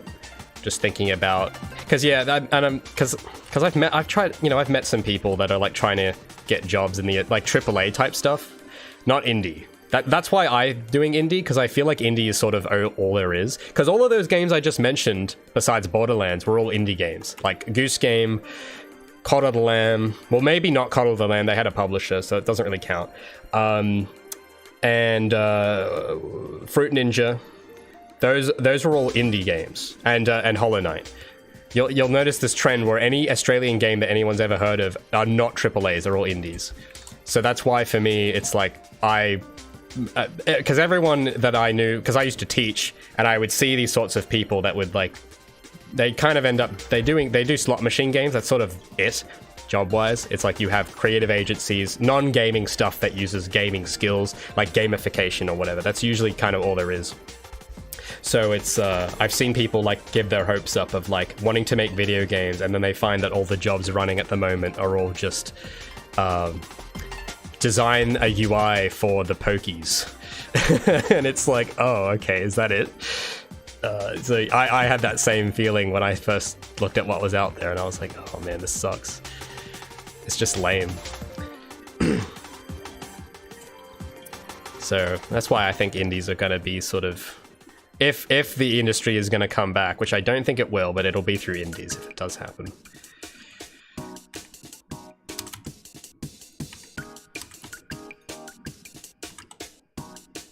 But that's just Australia. I'm just talking about Australia. Just keep that in mind. Australia is a unique case. But I do very much envy sort of the scene anywhere else.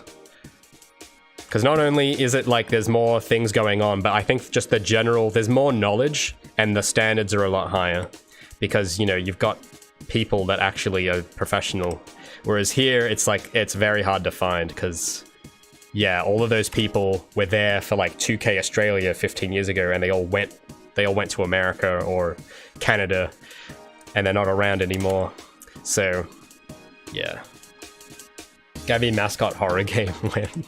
Well, let's get through this first game first. We'll get one game at a time, okay? One game at a time.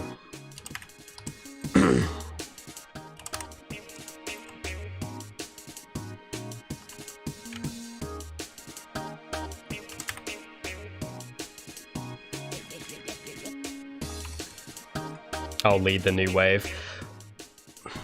I don't think I will. I know some people want to believe I will, but if you guys saw... I don't know if you guys saw this. I caught a glimpse of it, because I have a few friends that are sort of in these... In Australia, there's like these Facebook groups for game developers, and I don't like them. I kind of avoid them if I can. And there's a reason why. There's a good reason for it. Because, well, yeah, when I dropped my Screen Australia video, they kind of didn't get it, and they antagonized me. And that's... I don't have a problem with. Disagreement is normal, it happens. Because I remember, for you who've, I don't know how many of you have watched that one, I think I uploaded it about a year ago now, but I was talking about the specifics of the Australian government grant program, and the contract and the negotiations, and I showed the emails of what was actually said, and I just did that. That's all I did. I didn't say it was bad. I didn't say they were evil. All I said was, this is what this is what we told them, and this is what they told us, and we left, and that's that. And basically everyone in the comments of that video unanimously came to the conclusion that there was corruption going on. Which I didn't say, but that's the conclusion that most people came to. Except people in Melbourne, which is where Screen Australia is based. And I thought that was interesting. Instead, they kind of lashed out at me. They tried to get me on Twitter and go, oh, you know, he doesn't know what he's talking about, but with no counter argument. So that's why I kind of avoid the indies in my country, because I wasn't very impressed with their criticism. It was just name calling, which is, if you guys know how to make a good argument, that is at the bottom. You know, name calling is at the absolute bottom of how to actually, you know, win someone over. What you are meant to do at the top of the hierarchy is refute the central point of their argument. And I have yet to see anyone do that. Because I know that was a hot video and it probably rustled some feathers. But that's, what am I, like, I just told the story. That's all I did. I just wanted to say what happened. I didn't mean for it to turn into this thing, but a lot of the Australian devs really didn't like it.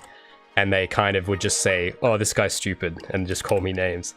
And it's like, these are meant to be professionals. And it's like, oh my goodness, they're acting like teenagers. Jesus Christ. So I was like, yeah, I'm not going to interact with these people. It's just like, my God, it's disappointing. I expected better, let's just say. So I don't think there will be a new wave for that reason, unless, I don't know what would need to happen for that to change. I think a lot of it is cultural. Australia and New Zealand and Japan, I think Japan, they all have this cultural idea where success and excellence is punished. So I feel like, they call it tall poppy syndrome. So I feel like there's a bit of that going on. And I've seen it happen, not just me, but a lot of other people. So I think as long as culturally it's like that, that's why America has a better industry than we do, because they don't have that. In America, if you're successful, people are not going to hate on you. They're gonna reward it. At least that's what I remember America being like. I don't know if it's still like that, but yeah, Australia is very different. A lot of people like to think they're similar, but they're actually very different culturally. And that's mainly one of the things I am a little upset by is that difference. The tall poppy syndrome.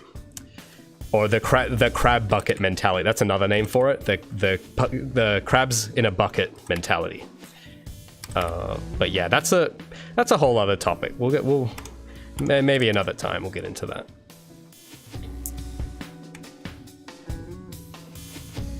I'm just trying to, because yeah, her torso needs to lean in more, because her arms are kind of clipping into her body here, and it's not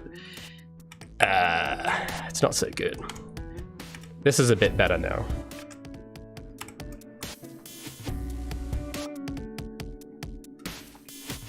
Did Screen Australia ever respond? No, and that's a smart move actually. And they can't respond. You know why? You know why they can't respond? I'll let you guess. I won't say why, but I'll let you guess. I'll let you guess why they won't.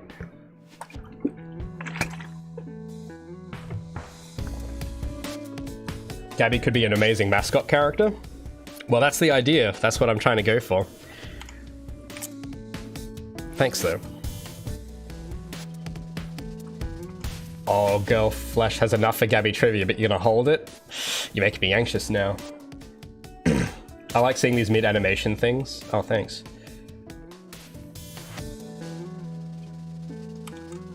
I need to know what tall... No, it's not tall puppy syndrome, tall poppy syndrome. I think it was either China or Japan has a similar saying called the nail that sticks out will be hammered down. So it's this... Yeah, here we go. Oh, it's exactly like I described it. In Australia and New Zealand, tall poppy syndrome refers to successful people being criticized. This occurs when their peers believe they are too successful or are bragging about their success. Because I did remember, I talked to a few... I got messages from people in Melbourne telling me to take that video down. Because it would look bad. And I'm like, are you crazy? It would look worse if I took it down. Like, are you stupid? And then they just didn't respond, obviously, but... Yeah, it's this attitude of like, you know, because yeah, I know this is a lot of, if anyone here in Australia is like watching, you might, if you pay enough attention, you'll notice the same thing. Intense scrutiny and criticism of such a person is termed as cutting down the tall poppy. So that's where the name comes from, and a poppy is a kind of flower. I don't know if that's a poppy is an Australian flower. I don't know, but poppies are a very common thing, a common symbol here. And then I'm pretty sure that there's like another version of this in Eastern cultures, like the nail that sticks up will be hammered down. It's a similar idea. It's a similar idea to that. I don't think America really has that, so it probably sounds strange, and I think it sounds strange, but that's just reality. Does it exist everywhere? Oh well, that's disappointing. They signed an NDA with you, but you didn't with them? Actually, no, there was no NDA at all. They tried to tell me there was, and that was false. So they lied to me about there being an NDA. No, they didn't say it wasn't an NDA. They said everything was, quote, commercial in confidence. But if you actually read all the documents, that's rubbish. And I called them out on it, and they got very angry and defensive and tried to shut me up. And that's when I was like, okay, I gotta get the hell out of here. This is actually nuts. So... You should watch. Have you seen the video? If you should really watch the video on it, because I go through every single detail in that video, and I reckon I do a pretty solid job of comprehensively going through all of the facts. Because yeah, that is a huge rabbit hole. There was actually a lot I didn't even show. That because every time I come back to look at the emails and the contract, I find more problems every single time, and it's like I'm so glad I walked away from that. I no regrets at all, because oh my goodness. But anyway, that's it's a rabbit hole. It's a rabbit hole and a half. So oh, you have seen it? Okay, cool. But yeah, it was a while ago. It was a while. But oh my goodness, yeah, that was a saga and a half. Sure was. Glad I was able to get out alive.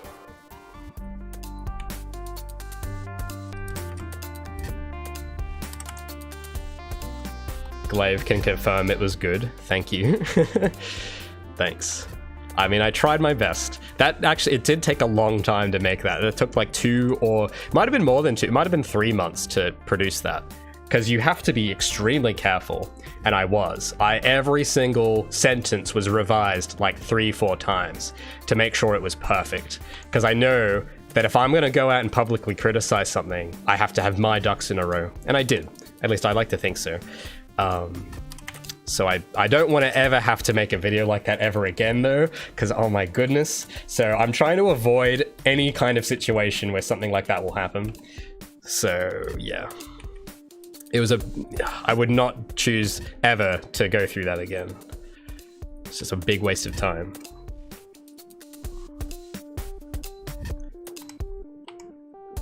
I'm just looking at this dude's hands. I don't have it quite right yet. I don't have it quite right. I think because I don't want to bend her arms too much. I think it's, oh, you know what it is? Because Gabi's proportions are a little different to this dude. Because Gabi's hips and shoulders are slightly different because this dude's shoulders are broader than his hips, which is why he can do that without his arms clipping. But Gabi's hips are about as wide as her shoulders, so it won't work as well. It won't look as good as, I see the issue now, yeah. So if I have to kind of have the elbows, and the elbows have to stick out to the side more, that's right. All right. That's close. I'll have to come back to that pose, but we'll move on to the next one. I'll get the next pose right before he lets his hands go. Which is about here. Yusef says, maybe because they know they were in the wrong. Look, I'm not gonna say anything. But that's a cool answer. I'm not gonna say anything though. Is this animation gonna work when going through a gap? You bet it is. It sure will. Glaive says it felt like a bit of a documentary. Thank you. I didn't think I was capable of doing documentary quality, but I appreciate that. So we're gonna skip ahead a bit to this frame, where hands are lining up.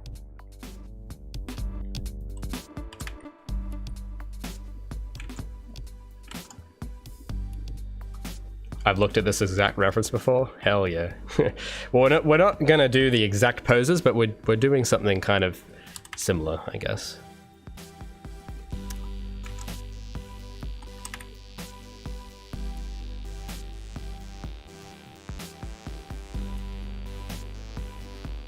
Isn't that a thing in Europe? Is it?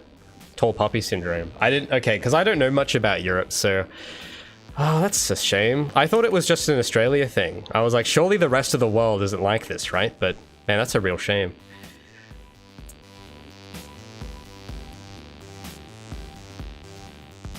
It's called the evil eye. Interesting.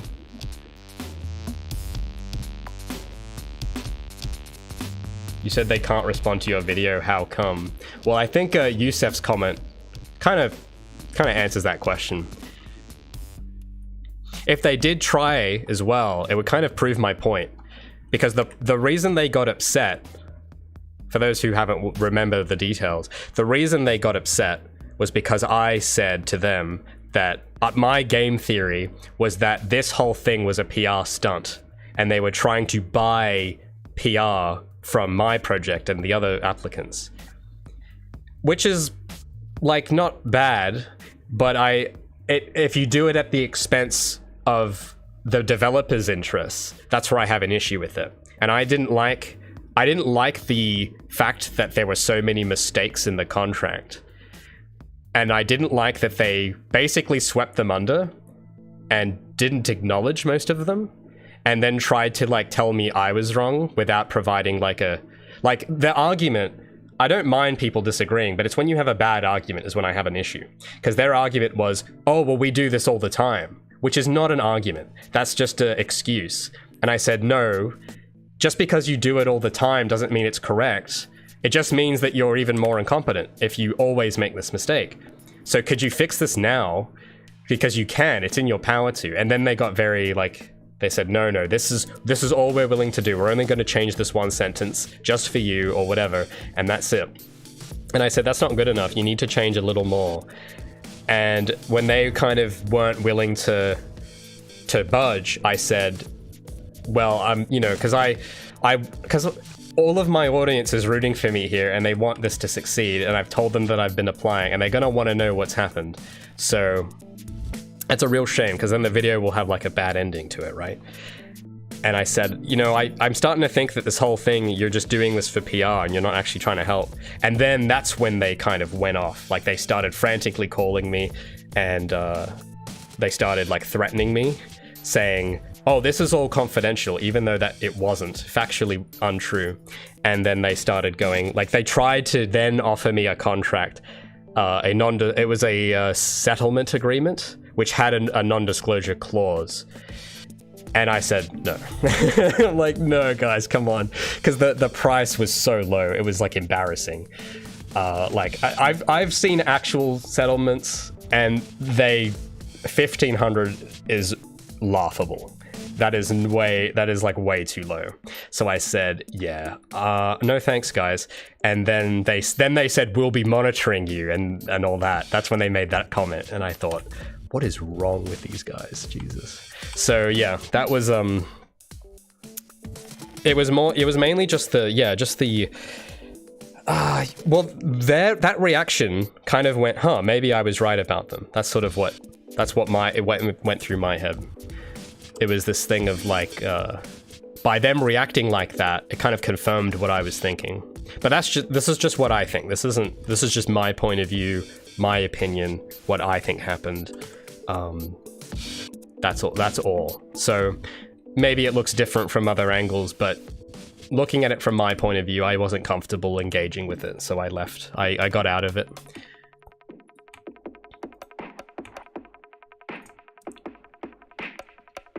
I wish it was actually Tall Puppy Syndrome. Yeah, that would be a cute name, yeah. I mean, Poppy is also a cute name. That too.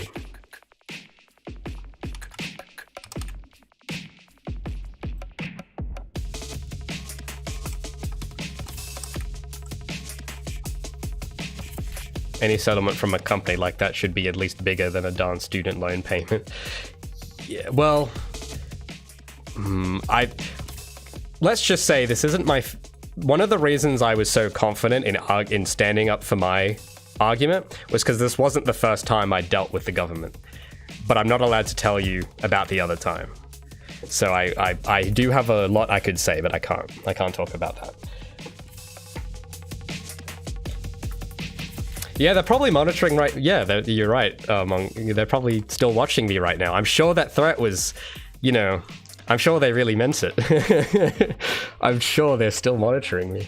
No, that's funny. What's really funny though, this was a massive coincidence, but the very next day after I released that video, the CEO resigned. Now that wasn't me. That had nothing to do with me, but I just thought it was a really funny coincidence.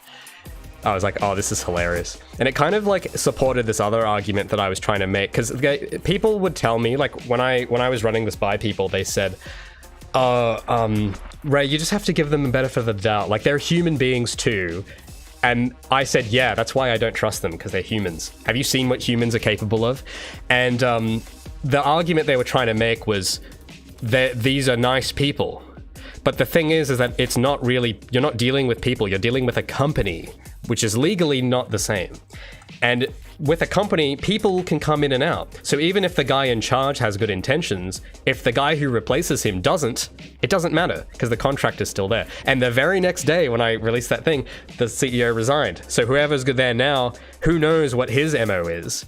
So that was like another thing I thought was a very weak argument of, trust them on the virtue of them being humans, which is like not a good enough reason, because humans are interesting little creatures, aren't they? So I thought that was that was like sort of supported my point more, I would say.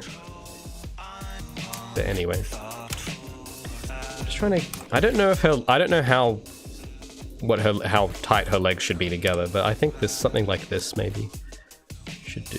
And her back needs to, it's a little too straight. But yeah, if you want the scoop, check the video out. That has all of that has the entire backstory. It has the entire prologue, the conflict, the story, and the epilogue all contained in one tight package. So I would check that out. I think it's called Indie Game Funding is a Nightmare. That's the title.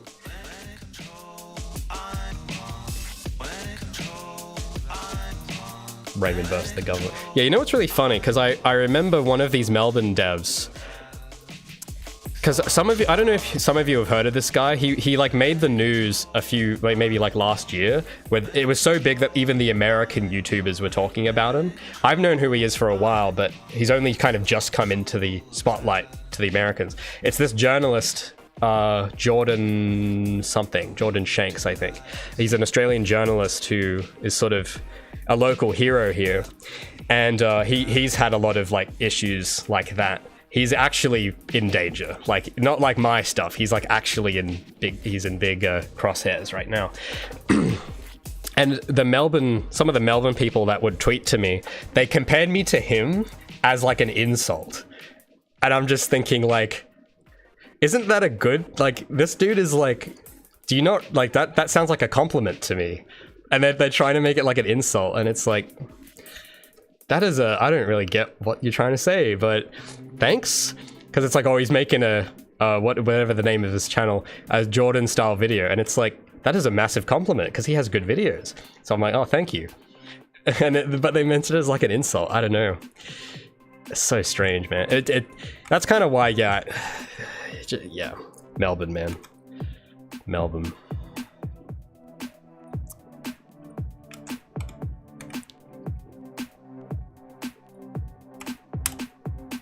Yeah, Friendly Geordie. That's him.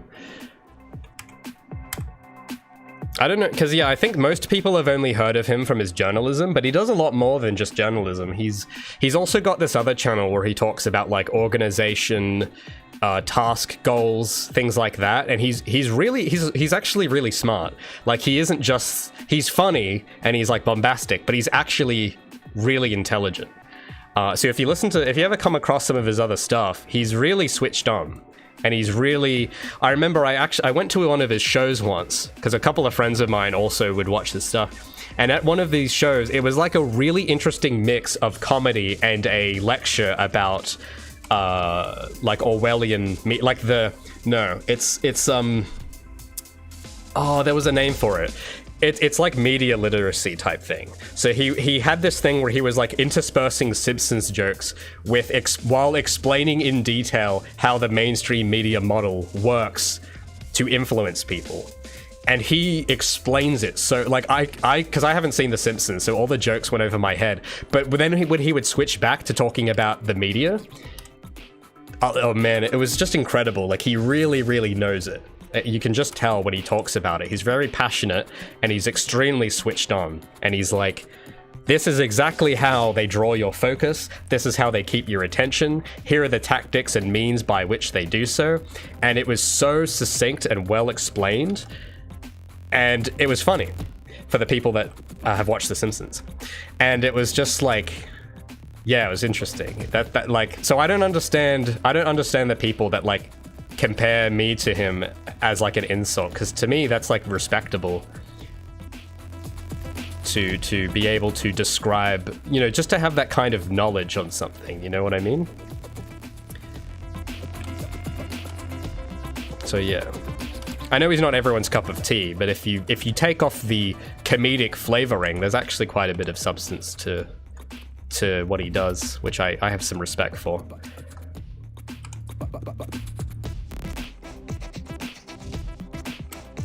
But yeah, I think the thing that people know him for now is probably when his house got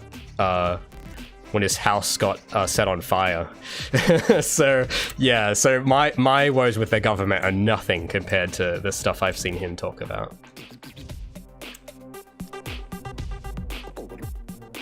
Okay, let's get the next pose.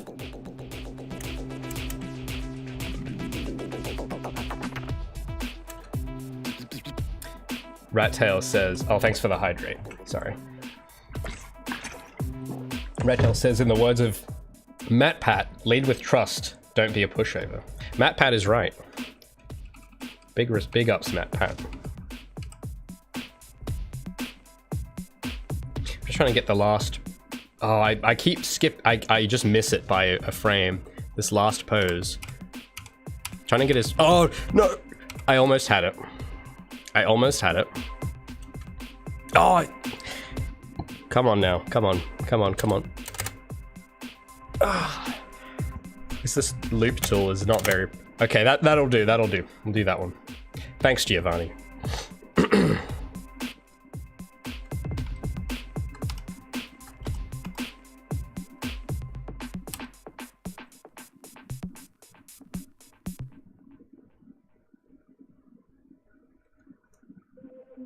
Yeah, I'm using those, but I have a plugin that is looping the video between 2 points, and that interferes with that keybind.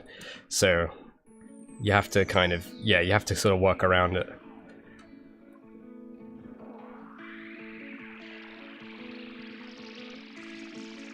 I guess we'll pick frame 9 for this pose. Or frame 8. Wait, what's on frame 8? Oh, okay, frame 8 then, I think. No, frame 8's too high. Frame 9, because that's like when she's sort of near the ground, but not quite. Ooh, so here's the here's something I have to watch out for now. Because her collision is going to increase in scale between these 2 frames, between 9 and 10. And I have to keep her center of mass consistent. So I'm just gonna try posing it around and we'll see if there's an issue. Hopefully not. So I should be able to just move her up like this, move her hips back. It should be, I don't know, we'll see.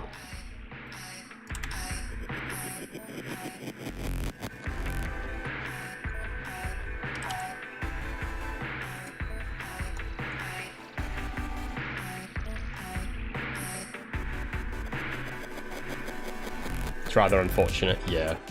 It do be like that. All right.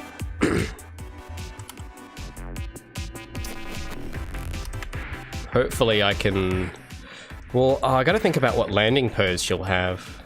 Oh, I think we might have one in the repertoire somewhere we could use, maybe. But now the torso has to straighten up. And the shoulders have to relax. So he bends his arms like this, but I'm gonna keep Gabi's arms straight because the rules.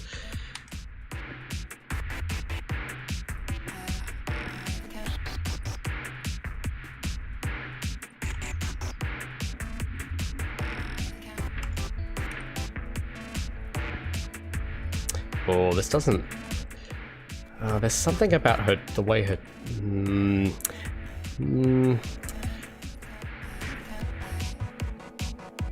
I think this needs to... Yeah, okay, that's a bit better. It's just the chest looked too bent. So maybe I'll take these and like, sort of rotate them both like this.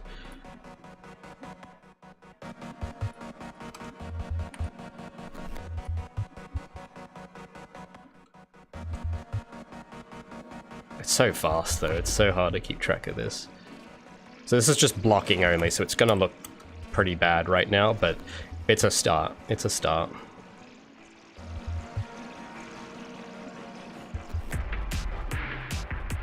I think what I should do...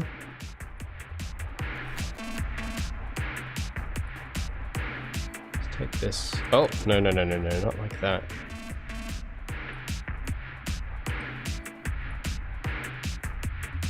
Maybe I move this to play like the next 2 frames like this, because like we just there's something that's kind of missing between these 2 frames that's bothering me.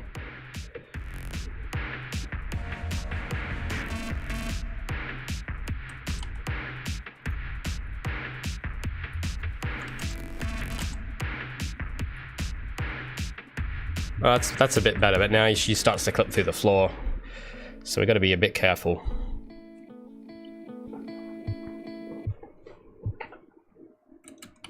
What I might do, I might just take all of this and just double the speed, just so I can sort of see it in slow motion a bit better.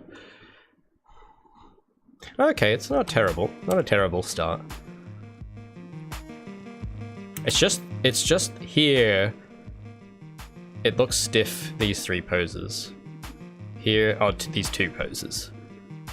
And this actually doesn't, looks a little stiff. The posing is very important, so we gotta make sure that that's...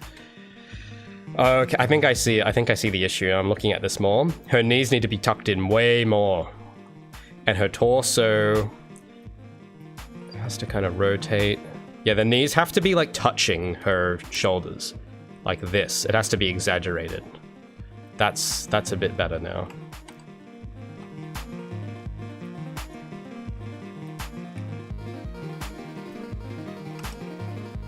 And I think maybe even all of this could come a little higher too. Like if I take, just to straighten up the arms a little. Not too much, but just a little bit.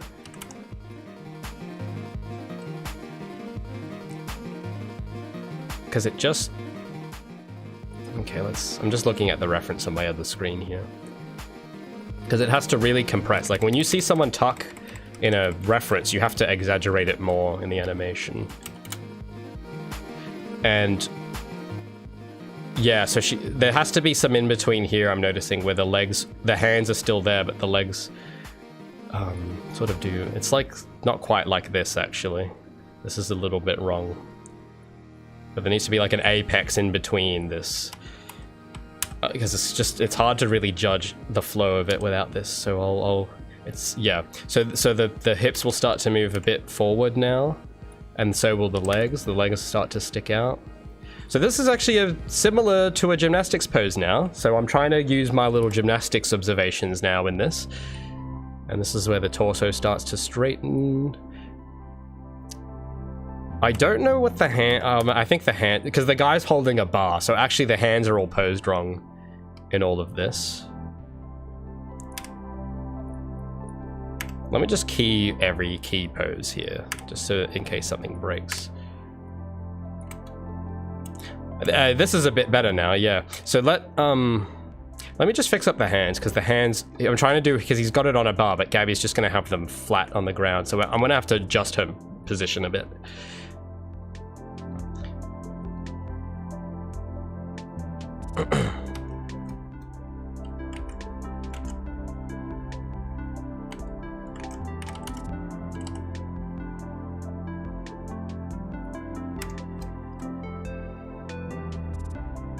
Cal says taking on everything from programming to modeling, rigging, animating is insane. I suppose it is, but you got my undying respect. Thank you. Yeah, that's just how I roll, man. That's how I like to do things. I don't know if I want to jump into this topic. Maybe I'll jump in a little, because I remember, well, even just over the last week, I have had a lot of people ask about that, like, why don't you bring on more people? Why don't you like hire a whole team? And it's a genuine question I think a lot of people have that haven't made a game, because I think the intuitive thing is to go, yeah, well, more people will mean it's better. And it's like, well, in my experience, not really. And there was some example just recently that a friend of mine sent me, and it was so fascinating. It was this person that was getting flamed for the main plot of this is not what I'm interested in, but it was some lady that was working on some new EA game, and she was like caught saying something really out of pocket, like we only hire people of this race or whatever. Like it was something really, you know, not very, but that's not what I'm interested in.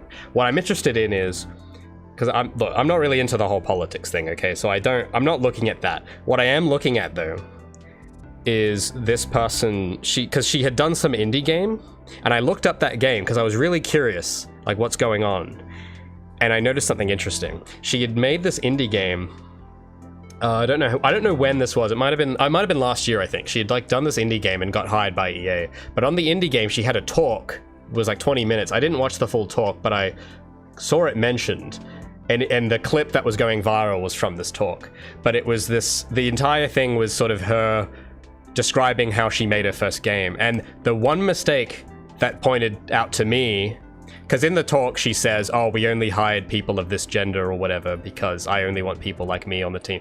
That's what everyone was focusing on. But what I was focusing on was that she hired 21 people and it was a visual novel. It's a visual novel dating sim type game. And that's what caught my attention was, why on earth do you need 21 people to make a visual novel? Like what? Like how? That's a lot. Like for an indie game, that's huge. Like why? And that's what really caught my attention. And the interesting thing, because I looked up the game and how it did, it has 60 reviews on Steam right now, which is better than like most Steam games, but it's not something to be proud of. I would be embarrassed if my game got 60 reviews. I think that's low. You need to aim higher.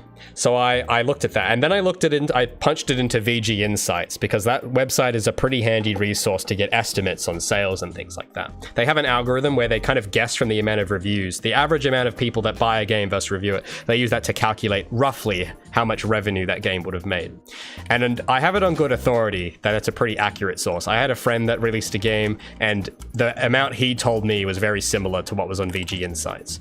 So I looked up this person's game, and in the talk, she mentions that they had a $400,000 budget for this visual novel. And according to the estimate sales and revenue, it made $30,000, which we in the business call a massive flop. And if you think about it, numbers-wise, it's like they wasted a lot of money, because that 400,000, even that amount, it sounds like a lot of money, but for 21 people, it really isn't. That's like 20,000 per person. And if the development was for a year, that's like below minimum wage. So I don't know how long the development was, but looking at the game screenshots and the budget and the amount it made, I'm like, something's wrong. Like, this person, they did it wrong. Like, this is embarrassingly wrong. Like, this is how does this even happen?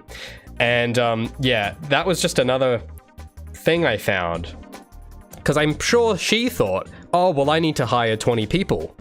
And it's like, well, that didn't really work out for you, did it? You know, like you wasted like 300,000 to hire them because you didn't make that back. And that game could have been made by one person if you actually had talent. So, you know, like I keep saying, hiring people and working with others is not always the way to go. Sometimes, if you get everything right, but you have to get a lot of things right. And that person, I tell you, if it's, I don't know how many other platforms it was released, but if that VG Insight statistic is anything to go by, it didn't go right. Which is why she's now working, that studio is probably gone and she's now working at EA. That's probably what happened. So it's interesting how many examples like that I'll see out in the wild, because that's just one. The only reason people know about this is because she said something kind of spicy, and that's why people are giving her attention. But if she hadn't said that, no one would even know about this example. Like, I wouldn't have found it, my friend wouldn't have sent it to me, and I would bet there are hundreds of thousands of examples like that we just don't hear about because of survivorship bias. The only ones we do hear about are the ones that either go tragically wrong or the ones that do really well. And I think that middle ground, you don't see. No one talks about it, because I personally know people that have had that same thing happen, and no one has heard of them except me, because I happen to know them. And it's like, it's just interesting, because I like collecting data like this, because it gives me useful information that I can then absorb and put into practice myself. So what I learned from that was, don't hire 20 people. And you know, I'm planning to stick to that. So it's yeah. So it's interesting. But the thing is, statistically, $30,000 is still better than 80% of Steam games, but it goes to show that even being in the top 20% isn't good enough. If especially with a budget like that, like if you had a $400,000 budget, that is not good enough to be better than 20%. In the top 20%, it's not good enough still. That's why it's better to try to keep the budget small so that doesn't happen. So anyway, that's just there's probably more to that story, because I've only just learned about it last night. So there's probably a lot more to it that I'd like to try and learn. Because that's the thing, I think people should really be on the lookout for that stuff, because that's knowledge, that's wisdom there in real life. That isn't some university lecturer giving you a lecture. That's real life stories that you can absorb and take their knowledge That's how I see it. It's like fruit. And it's like, this is gold. I'm gonna absorb this. I'm gonna be like Delsin from Infamous, who just absorbs people's powers. That's how you gotta be. So I thought that was interesting. I don't know if anyone else has heard of that story, so maybe you can embellish more details for me, but that's what I took away from it. I know everyone else is focusing on the racism stuff, but that's not that interesting to me. I want to see actually statistics, numbers, what happened there, what's going on. And there's a whole different story when you look at it under that lens.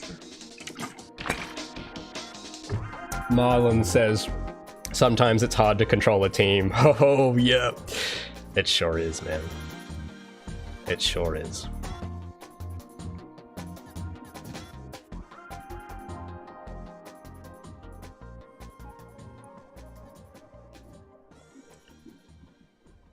For real, I thought 30k sounded like a lot. Well, yeah, well, here's why it isn't.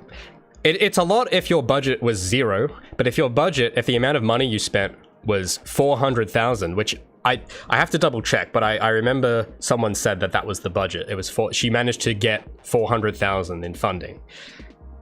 And when I look at it, it's like, you know, they probably would have had to raise more to pay 20 people. Like, that actually is quite small, because if you actually divide it down and you take out taxes and whatever, it's not a lot. It's like less than 20,000 per person, so it's not a lot of money. But the like, if the game development was like 6 months or under a year, maybe that's like good. But if it was more than that, then it's not like a McDonald's worker or whatever. I don't know. Minimum wage in America and here is different, so I won't go there because I don't know the exact how it is, but it doesn't sound, it's not a lot. And the for a game development anyway. And the amount of revenue, because I don't know if there's a revenue share or something, because you got to ask, like, how are those people just on salary or are they revenue share or whatever? So we don't know that information, but 30,000, if you take away Steam's 30% cut and you take away like another 30% for taxes. Depends on the state. I don't know how Americans do taxes, but in Australia, if you have a company, it's 30% flat. So if you take roughly that amount off for tax, you get left with a lot less than 30,000. In fact, let's do the numbers now. 30,000. This is very rough. Very rough. This is just estimates here. 30,000. And you take away 0.7 for Steam and take away another 0.7 for tax, that's 14,000. No, that can't be right. Is that really? 30% off, and then another 30% off? That's because then they net 21 after Steam, and then when they have if it's a company, it would have to be a company if it's 20 people. If they get taxed at the rate in Australia that they would get taxed, that's $14,000, which is like almost half. Less than half. No, something doesn't seem right about that. Well, still, even if it was the full 30, when you think about like operation costs of a studio, because they would have had to rent out an office, they would have had to pay superannuation and healthcare and whatever, this and that for 20 people. You're not gonna be, like that's not enough to then work on the next game, that's for sure. Which is why they're not working on the next game. So, yeah. So for those that don't know sort of how that tends to work, I know that seems like a lot of money, but in the business, it's not. That's like a failure if you make that. And it's not a failure if your budget was lower, but that's like a loss, because 400 goes in, 30 comes out. That's just basic, like, yeah, that sounds like a flop, you know? And their reviews just... Because in the talk, she kept saying that it got so much attention, and 60 reviews is not so much attention. That's not that good. It's okay, but it's not great. I've seen a lot better. I even know people that no one has heard of that did better, and it's just like, oh my goodness. So it was, yeah. Now, and I'm not trying to be mean and like belittle this person. That's not what I'm going after. It's just... It's data that is useful, and it's a story that has value to it. I'm actually like, as unfortunate as it is, these are valuable stories because it teaches you things if you actually really pay attention to what happened. And usually, a lot of the time, this outcome will happen to someone who wasn't fully paying attention to everything. And I'm not trying to tease them. I'm actually very grateful that those exist. because it helps everyone when we hear about those stories. I learn more from that than I've seen anyone learn from college, so... Most popular video I see of her game is playing it with 16,000... Ooh, ouch. Yeah, I know even to someone that hasn't doing YouTube, 16,000 might sound like a lot of views.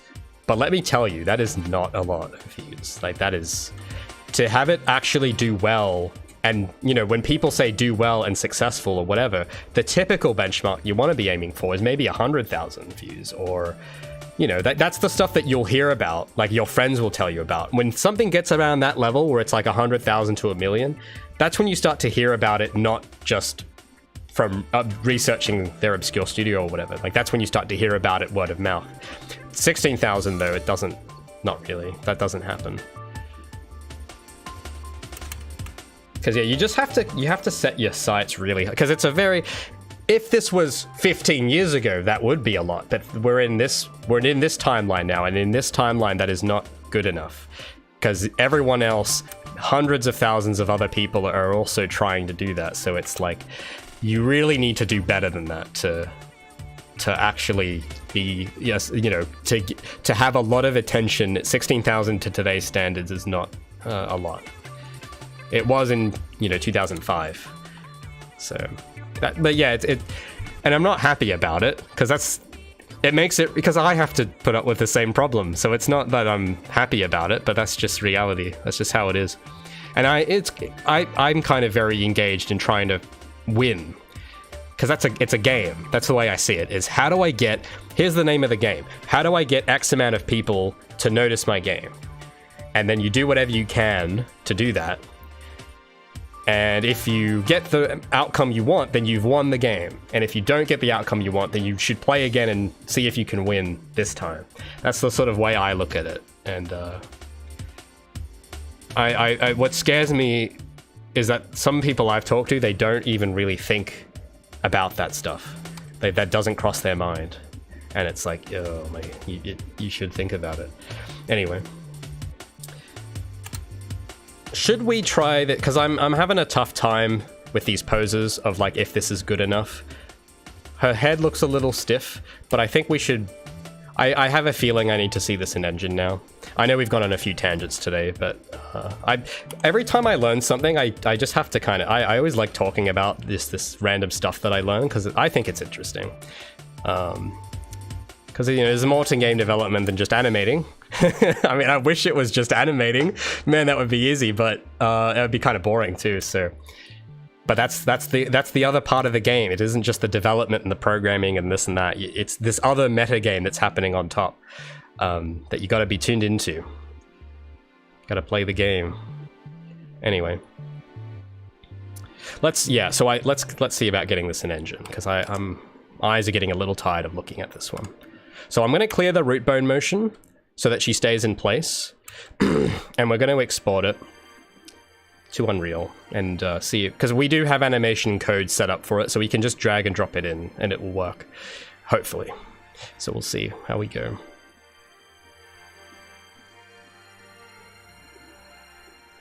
Visible objects, armature, forward axis. Just making sure my settings are correct. Okay, so this will be Gabi Vault 01, because we might have a few different vaults, because having the same vault over and over might look bad. So we'll export that, import it, and we'll see how it feels, because I need to feel it. I need to see how it feels.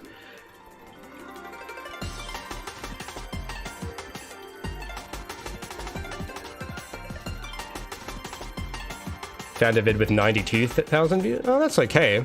It's not the... You should aim for higher, but that's good. When was it, though? How long ago was it?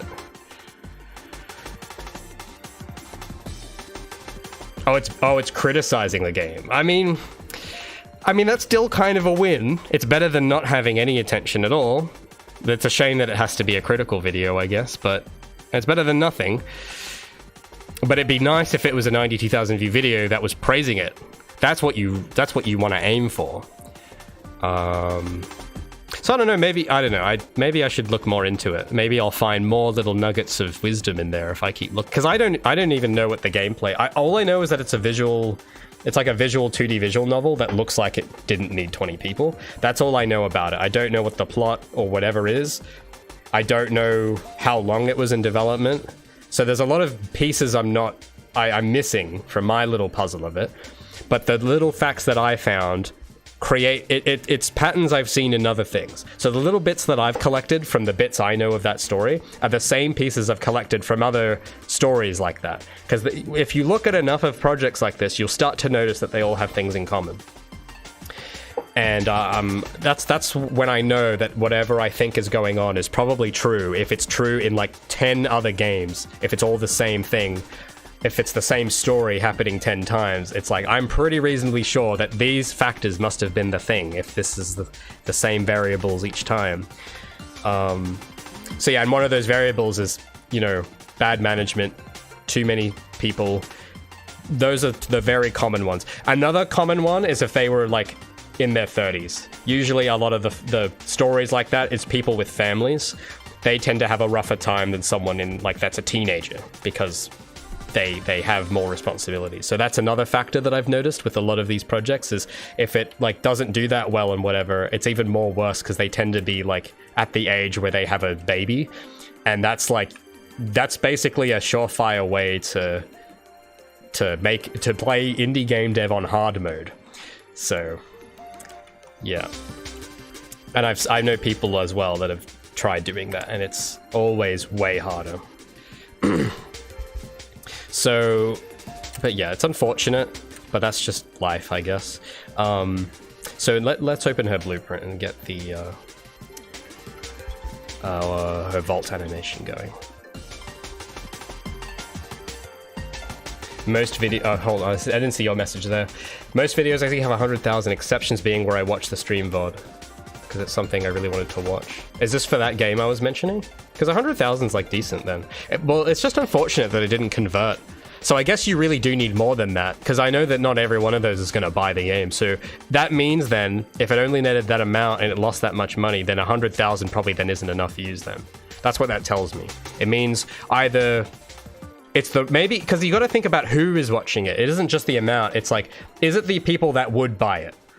And if it's not the people that would buy it, then that 100,000 views is completely worthless.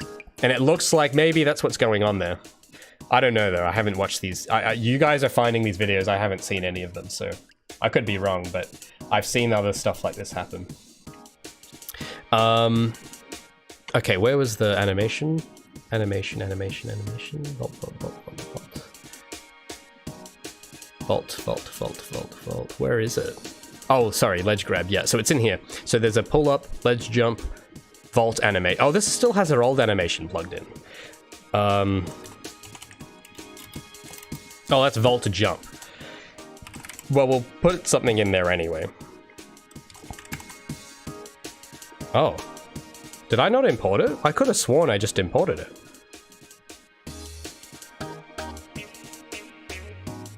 Oh. No, it is in here. Yeah, yeah, there it is. Gabi vault. Okay, well, it's not coming up in my search. Why is it not coming up in my search? Hello? Gabi vaults. VAULT01. Oh, I don't have a montage for it. I am silly. Okay. Create anim montage. Now we will be able to use it. That was very... Oh, and I have to add the end. I have to add the end notify too. I gotta remember to do this. Very important.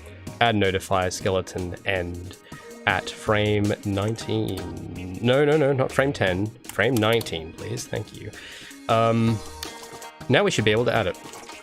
If I type in vault, kablam. And we should change that animation rate to 1. Or actually maybe 2, because I have slowed it down. So let's do this. Let's see how this looks.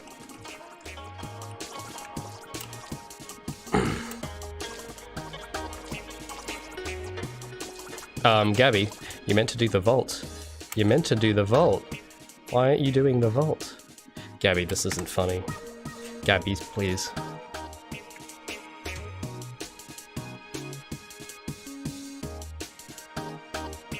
Oh, hi, how do I pronounce your name? Viridane. Yes, you have now remembered my game. See, that's marketing, guys. I succeeded. I got one guy to remember me. Cal says, interesting question. If you had to start development for today with none of your prior work, I would... Oh, I've been asked this before. Yeah, I would not change a single thing. Because if I had none of my prior work, then I would have none of my prior experience, and I would make the exact same choices, just like last time. So it would happen the same.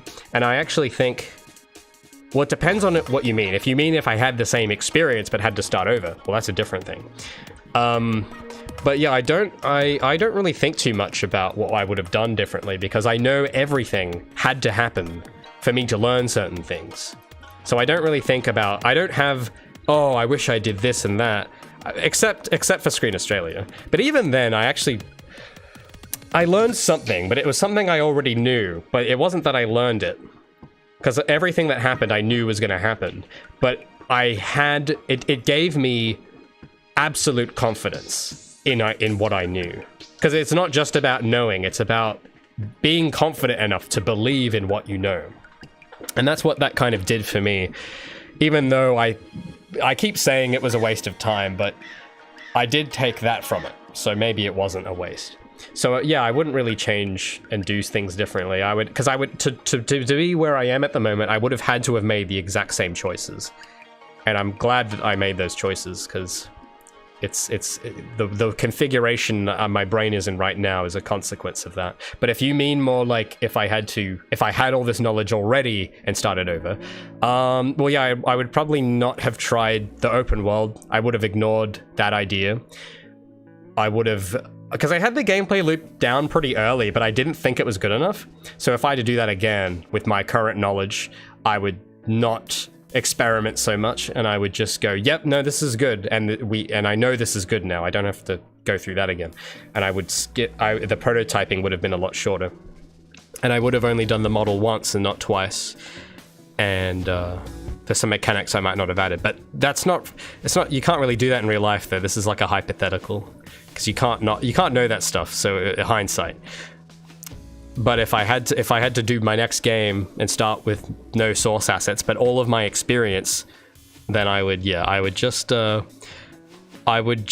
of get to my destination quicker. That's what would happen. But that's just with everything in life, so I don't really get bothered by that. Why is this? Yeah, it's not playing the animation. It's really irritating. Maybe it's the blending, because blending's probably on. Let's turn that off. Because I'm absolutely sure that this is the right thing that has to play, the vault animation.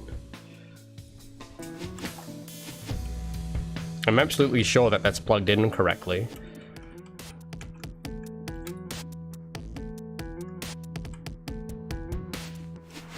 Oh, so if I... Okay, it's just too slow. So please don't break when I speed this up. If I change this to 2, please don't break. Jaheem says,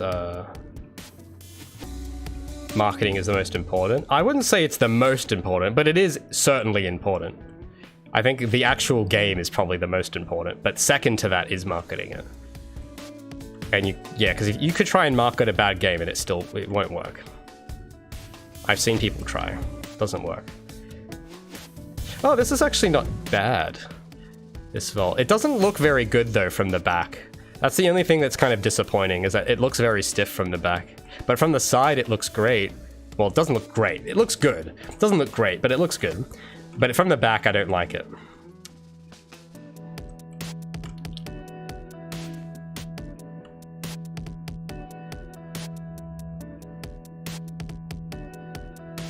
So I should be able to go through here. Yeah, cool. Maybe I need to maybe it is all too fast, so maybe I should slow it down just a little bit. So if I change the vault speed, which is in here somewhere. Vault speed, duration. So if I double that,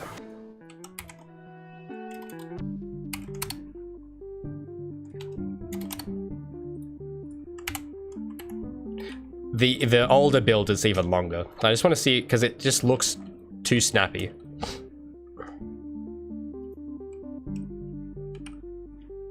Oh, that's a bit too slow now. It's just, I don't know, you guys can see it, right? When you look at her from the back, it just looks, I don't like it. I can't quite put my finger, but do you see what I'm seeing? It looks like her arms are just like that, and it looks not right. Maybe she needs to bend. I don't want to bend things too much, but I think maybe she needs more bend in her elbows. Maybe that'll help.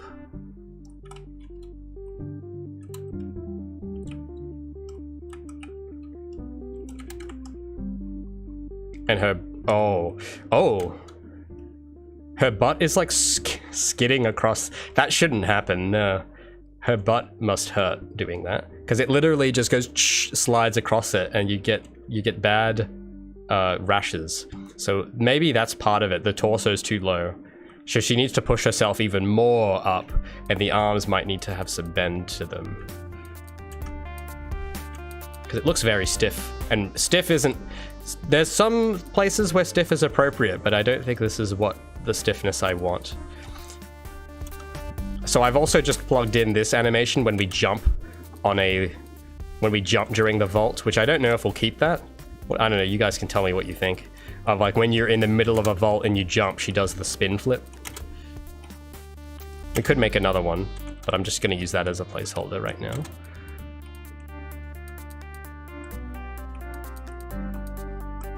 It looks good from the front. It's just from the back, and it needs to look good from the back because that's what you see all the time.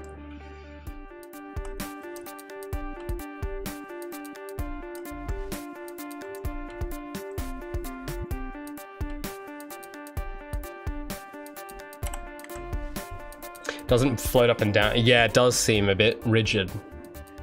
Yeah.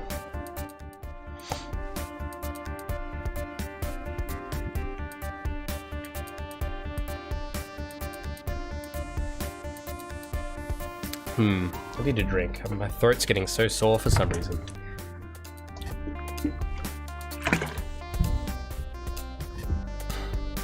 Stiffness in the arms not pushing her fast enough. Yeah, I would say so.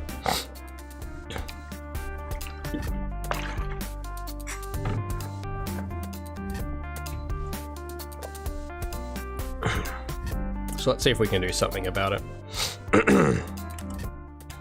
God, sorry, my throat is just...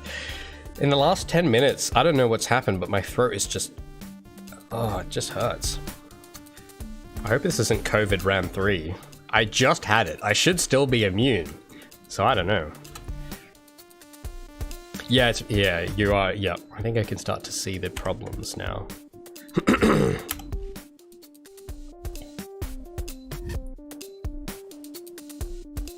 So again, there is going to be some things where it's just not enough poses, and I'm going to try and keep it to just keys still, because I want to polish this in the next phase once we have everything else in place. But I think we can do a bit better though with these keys. So maybe this has to come up more.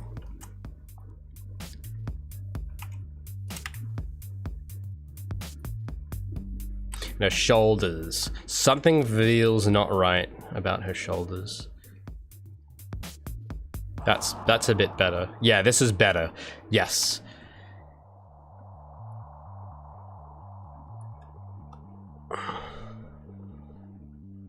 Oh yes, for whatever reason her shoulders were not symmetrical, like one of the shoulders wasn't moving, so that's probably why.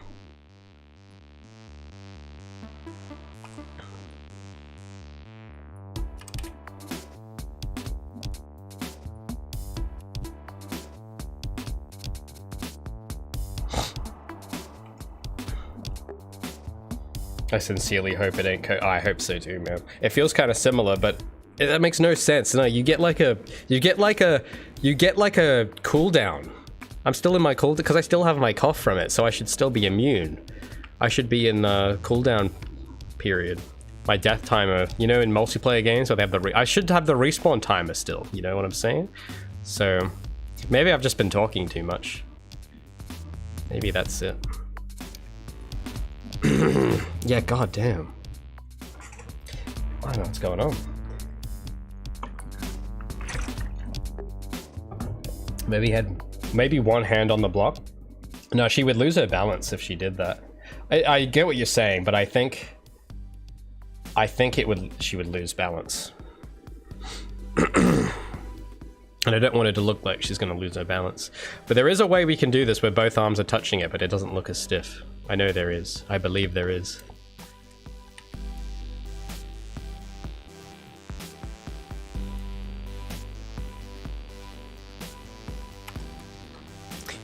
It's let me go back on the reference a bit. Because yeah, the body, it goes up and then by here it's starting to go down. So this is actually the hips are in the kind of the right spot here, but it's just earlier they have to be higher. So here. But if we do that, it's going to straighten the arms. So maybe as we do that, we have to even like bend the body more so that she's really leaning down, and like the feet maybe do this.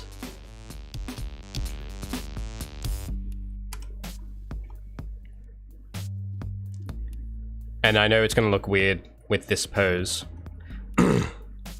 So maybe we'll bring everything except the root bone. We'll bring it like forward one frame, maybe. Because the hips have to go up and then down. Because he's in his thing, it's a bit different because he's only on a pole and not on a big cube thing. Let's see what he does here. Oh, it's going to keep looping it. Because his hips they go up and then they start to descend already, and then they bounce back off. So the hips are actually at their height. Oh, because I don't have a pose for this, so maybe that's why this looks strange. Because they go down and then it goes down and then that way. So I wasn't paying attention to that. That's why it probably looks a bit strange. And I've kind of got something like that going. But here, actually the hips might even need to be a bit lower here. Even though it's going to look like her butt is just going to smack against that, which will look uncomfortable, but the hips have to go up and then down and then out, like that. So maybe we might need one more in between frame 2, because it's going to look strange otherwise.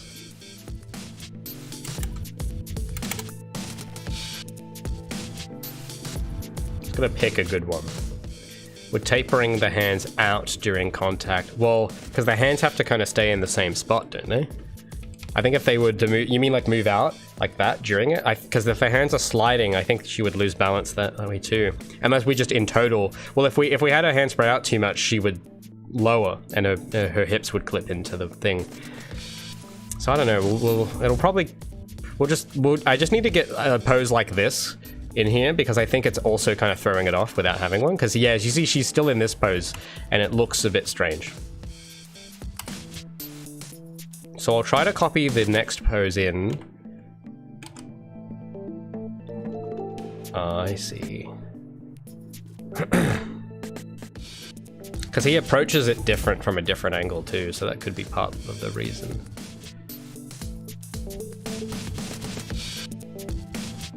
Yeah, I see. Yeah, because the way she moves is not the same as the way he moves, just physically, like his root is different. So we can't really do anything about that though, unfortunately, so we'll just have to work with...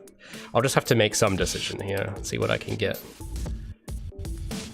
But at this point, the hands should be leaping forward.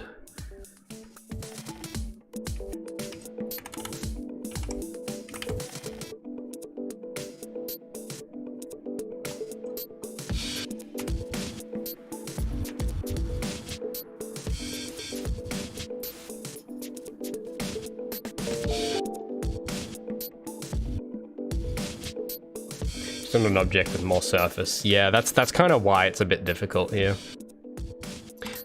But I'll try my best.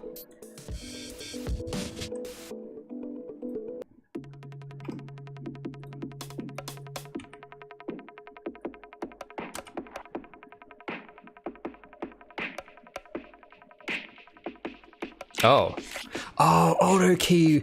I didn't turn that off, I swear. Okay, let's key you now.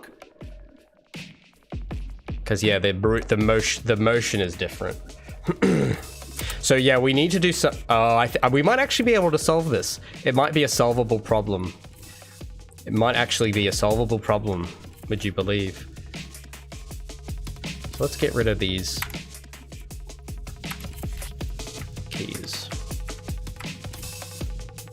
On the road, the way she we have to change the way it moves. And I think we might actually be able to get this to also do it in the editor too. And for whatever reason, that first keyframe is gone.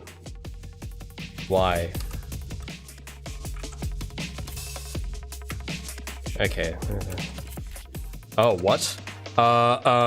No. No, I didn't. No. No. Don't do that. Don't do that, please. Why is the first keyframe gone? Why is it? No! Don't do that. I didn't order you to do that. Okay, now we're back. We're so back now. So why has it added this? I didn't want... No, I don't want this. Get you out. Out.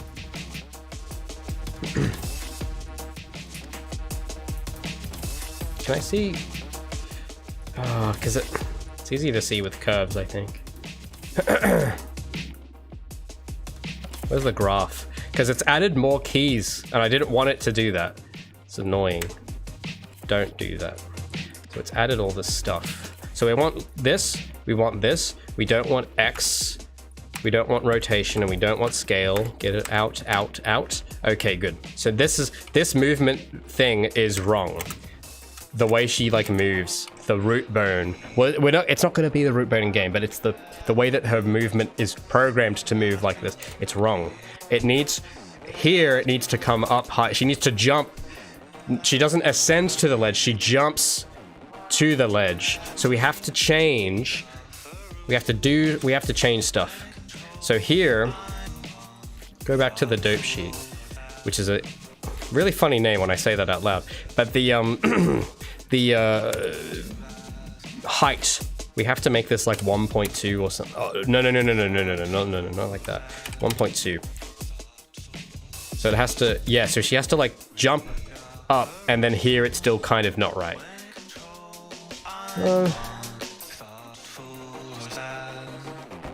At frame 7, that's where the A, this should be at frame 7.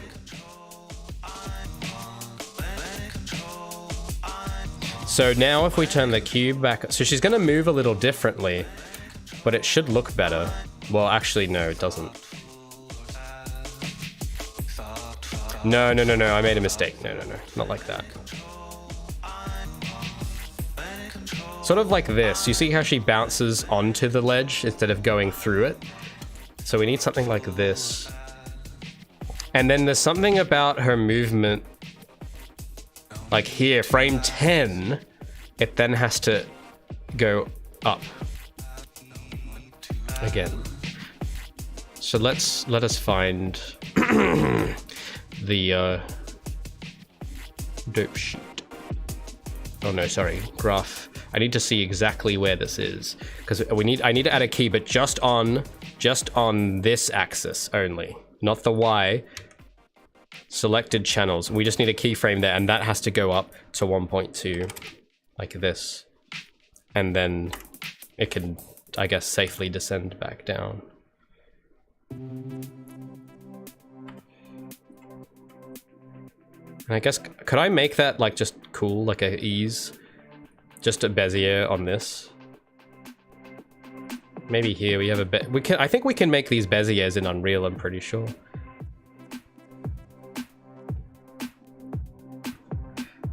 I don't know, because it looks like she's not going to clip through it now. So she goes up and then bounce.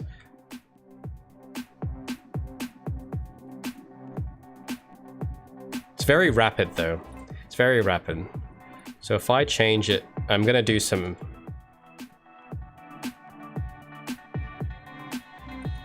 I'm just trying to follow his hips. See, now that's too much. Because they can't be too stiff, but they can't be too free. So you see how she jumps and lands on with her hands? Like she goes down, because that's what that guy's doing.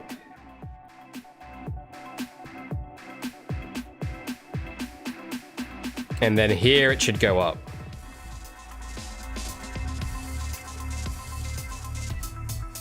So let's here, frame 13. Maybe do 1. Did I do 1.1 or 1. Oh no. What did I just do? No. Like this. So she like pushes off. That's what I'm seeing on the reference. Maybe a frame later.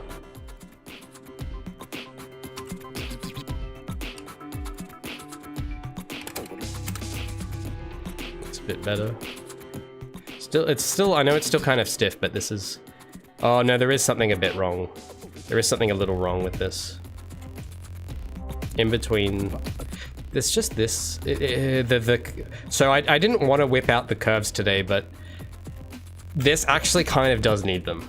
Oh, ouch. Sorry, it's just my throat. Ah. Can I do free? Because I just want to get the one side. And then here. Yeah, because I don't want to ease up. I want to do this. Oh, no.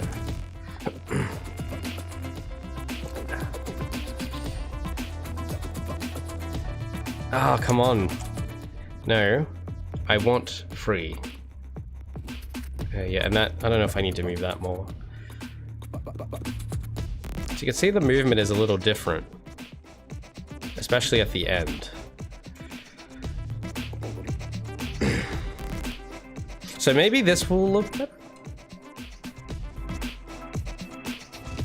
So I need to copy this. I'm just doing it to test it, but I need to get that same movement in the vault curve. Here. I'm pretty sure you can make Bezier curve. Yes, you can. So I'll make a copy. What have I missed? We're just doing the vault animation. And we were talking about stuff. What were we talking about? We were talking about... I forgot. Oh, we were talking about like some game that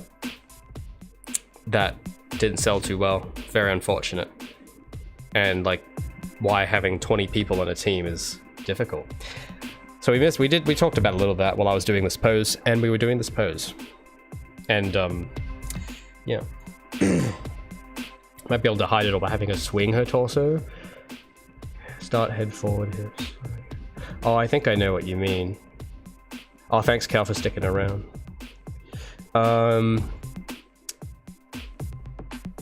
Yeah, well, I think the way that this moves though is not very good. So I think I should because this will change how the entire animation looks. So we need to really get this right. So between frame 2 and 4.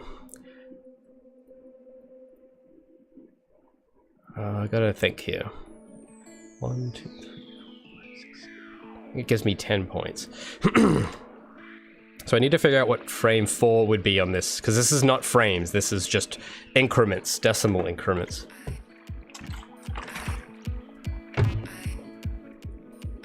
Hi, Coca. That's a cozy name.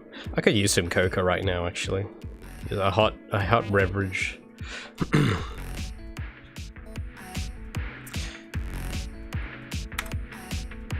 I don't know why there was 2 empty keyframes at the end though. But it needs I need what would frame 4 be in this case? So it's 20. What's 0.4? It's like a quarter. No. It's slightly less than a quarter. So hold on. I need to figure out the proportions. So 20 times 0.2. Okay, so it's 0.2. So on 0.2 on this graph, which is here. Okay, so it's in the right spot. But it needs to be flat, and before that there needs to be another key. Add key, and this has to come up. I don't know if there's a way I can zoom this so it's a bit more visible. Can I like hit? Is there a button that like automatically scales? Oh, oops.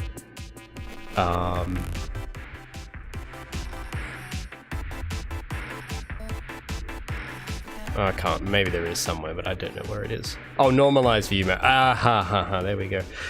So this value has to be 1.2, I believe. Can I just... I'm sure I could type in a value. Oh, there we go. 1.2. Pretty sure. Let's just check. Excuse me. I'm just gonna clear my throat. So it's graph time. Yay. Boy, do I love looking at graphs. Oh my god. So this is, what is this value here? 1.2, yes, correct. So we just gotta make this a auto. Oh, it's gonna look really weird now. Oh no, oh no. Break. So I'm gonna try and get it to resemble, oh, why, I can't move it now. I have to turn off normalize. Stacked view mode. No. Absolute. Yes. Thank you. So I have to flatten this out. I wish there was a way to like type in values for these handles, because I hate hand doing them because it feels imprecise. So I don't know if there's some better way to do it, but this is the way I know. Break. Can I just make that one side flat? Yes. Great. Great. Oh no, I didn't want to make it linear. I just want to make it flat. Flat. Oh, wait, there was a button called flatten. Oh, there we go. Yes. Okay, that'll do. And then this one, I guess I'll do flatten. It's fantastic. And then these two, can I turn off Y? Yes, and I'll turn off X. Just want Z. So we'll move this. Oh no, not like that. That'll do. So I'm just going to copy the graph at the bottom. So it goes that in a straight line until frame 10, which is about 0.5. So at 0.5, copy. Can I paste that at 0.5? Add a key. Automatic. Can I just break? Flatten. And then then it goes up to 0.2 again at that's 1.4. So at 0.7, I think. Where is this? 0.7. It goes to 0.2. And then it just goes back down to 0 by 1. So we'll just do an automatic, and then I'll flatten this.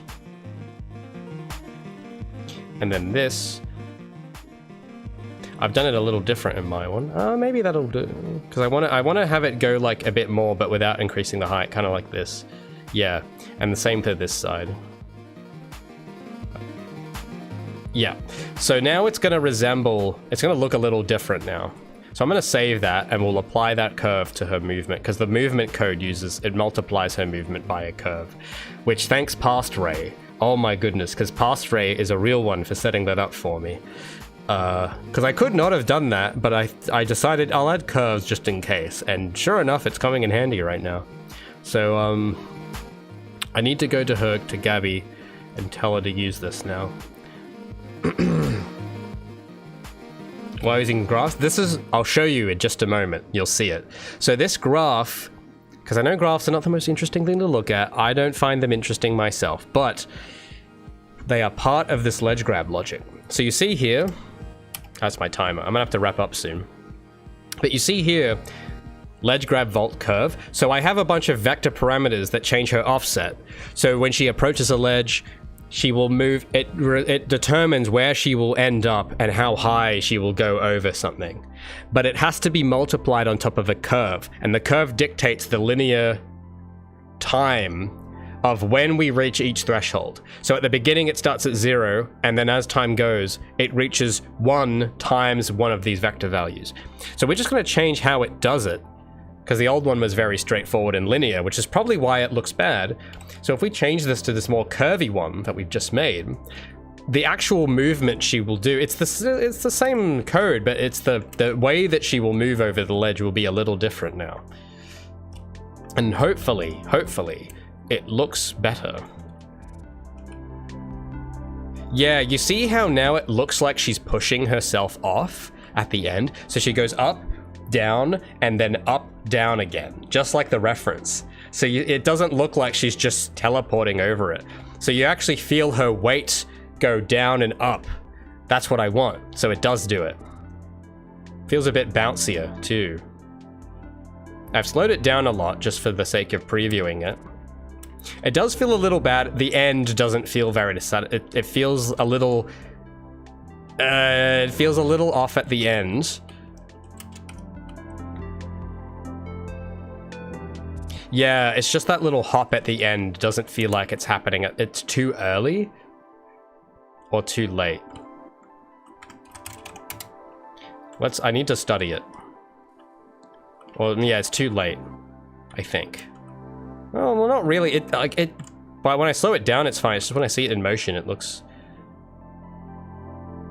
It's just the end.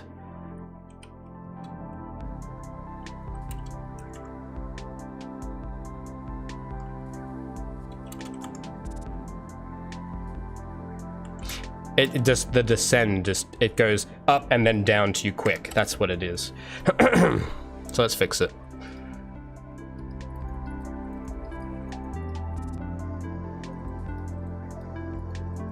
Oh, where did I don't know where what folder would that be in? Data? Components? Characters? Ah, characters, yes. This does feel a bit straight. Oh, it's the ease down here. That's why it feels weird. I don't think I had that in here. Yeah, it's slightly different. That's why it feels like it felt like she was easing too much. Here we go. So I should just be able to move you. Maybe this needs to... No, I can't move it over. And then here too.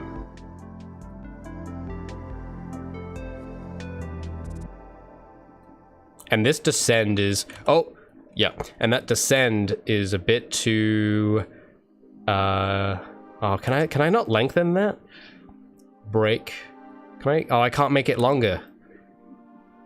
What's weighted tangents? Oh, yes. Yes, yes.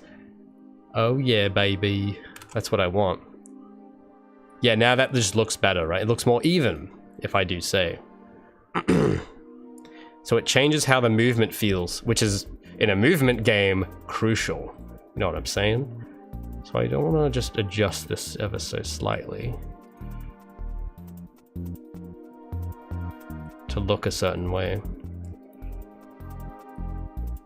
So I want to have this relax a bit. Yeah. And then flatten. And just move it like that. All right, let's give that a spin. Does the vault interact with the momentum system? No. I don't believe it does. There is something about the vault code is a bit strange, but well, that's a technical. We won't go into that today. Oh, it's just happening a little too early, I think. The push off. Oh, maybe not. I need to watch it a few times. It just looks like it's... Oh, there's just something a bit stiff at the end. I don't know what it is.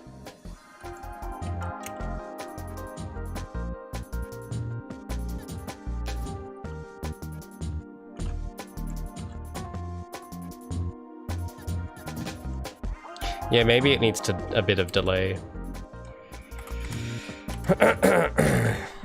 But I can only snap it across this grid a certain amount. So maybe I'll just take a risk here and move. Oh, no. Just like that.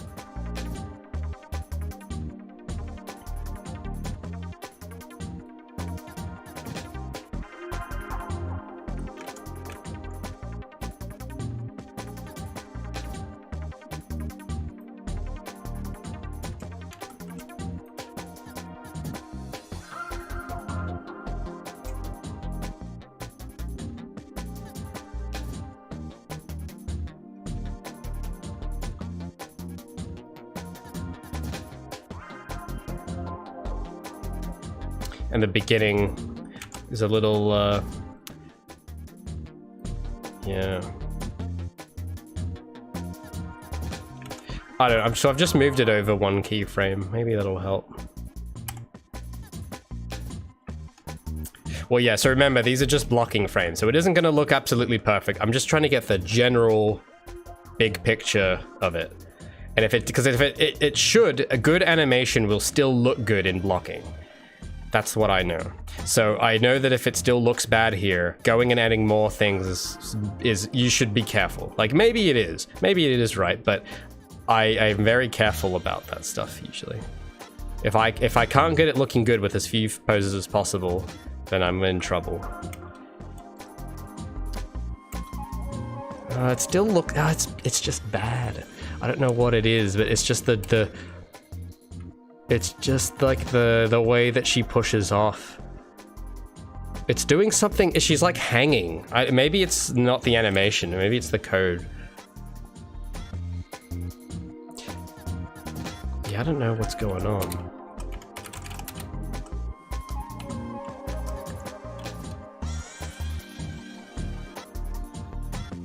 Yeah, like she suddenly accelerates. And it's kind of ruining the vibe. She shouldn't accelerate there. That's not, something's weird. Like she goes there and then she accelerates. Maybe that's a coding thing. Maybe, did I program some weird thing in there? Let me check. The ledge grab, is there some variable that gives her a boost? Land launch. Let's turn that off. Let's give her no land launch. Because it's kind of messing with the whole feel of the whole thing. Maybe I did program in a boost at the end. I don't know. It was a while since I've touched this code. Okay, that's a bit better. No, it's still doing it. Still doing it. Except here. But now it's like she's freezing in midair. Yeah, then she just stops. Okay, that's a programming, that's not an animation problem, that's programming. So that's not, a bit outside the scope for today. Because she just suddenly, yeah, that looks, oh, that's awful. Yeah, so no amount of animating is gonna fix that. But except sometimes she moves. And sometimes she just falls. I don't understand what is going on. It's my code, I should know. But it's been so long, maybe I've forgotten. Maybe there's something about how it... I guess now would be a good time to mention what Cursor was just asking. So, her movement, oh, the way I program. So this might have to end up turning into me rewriting this ledge grab because, sorry, this vault. Because the way the vault works, it doesn't factor in her momentum. And the reason is because this uses an older technique that I used to use for most other things, which I stopped using at some point. I used to use this on the grind, and I don't use it on the grind anymore, because the technique that is being done to move her is set actor location. So the code explicitly moves her to set points. It doesn't use velocity. It just goes, Gabi, move up two units, move forward 100 units, and move down. And it's like if I took my hand and forced her to move over and down. That's what it's actually doing in the code. And the rest of her movement, oh, and the ledge grab does that too. So if I pull the ledge up, it works the same way. So the animation hides it, but it's just moving it. Now the rest of her movement used to have bits and pieces like that, and I've taken them all out of them because that is bad. And the reason why, I'll show you. I'll have to head off soon, but I'll show you this because this was actually kind of a serious... This is going to affect... This is also like a bug. So it's actually a few problems. It's a bug in the game, which I also have to just fix anyway. And it's also going to... It's interfering with my ability to make the animation good. And I feel like it's something I should fix before implementing the animation, because if we try to do the animation based on the broken version, it's gonna not work. So if we go into this level has some moving platforms in it. that we can grab onto, and this is where this bug will become apparent. So I'm just going to skip ahead to the part of this level that has it. So I'm just trying to go as fast as I can here. It's a bit later in the level, so I'm just going to speed run through. Oh shit, this is relevant. Bear with me here. Look how much momentum. I've practiced this a lot, if you couldn't tell. Around here. Oh! Actually these. Oh no, I don't think I can grab those. Oh, come on. I gotta get to the part of the level. Gotta get that checkpoint. Gotta skip through this. Gotta go through here. Alright. So watch this. Oh, come on. So this is kind of what I mean. So the way that her ledge grab and vault, it's the same code that's powering them both, but it's just adjusting it slightly.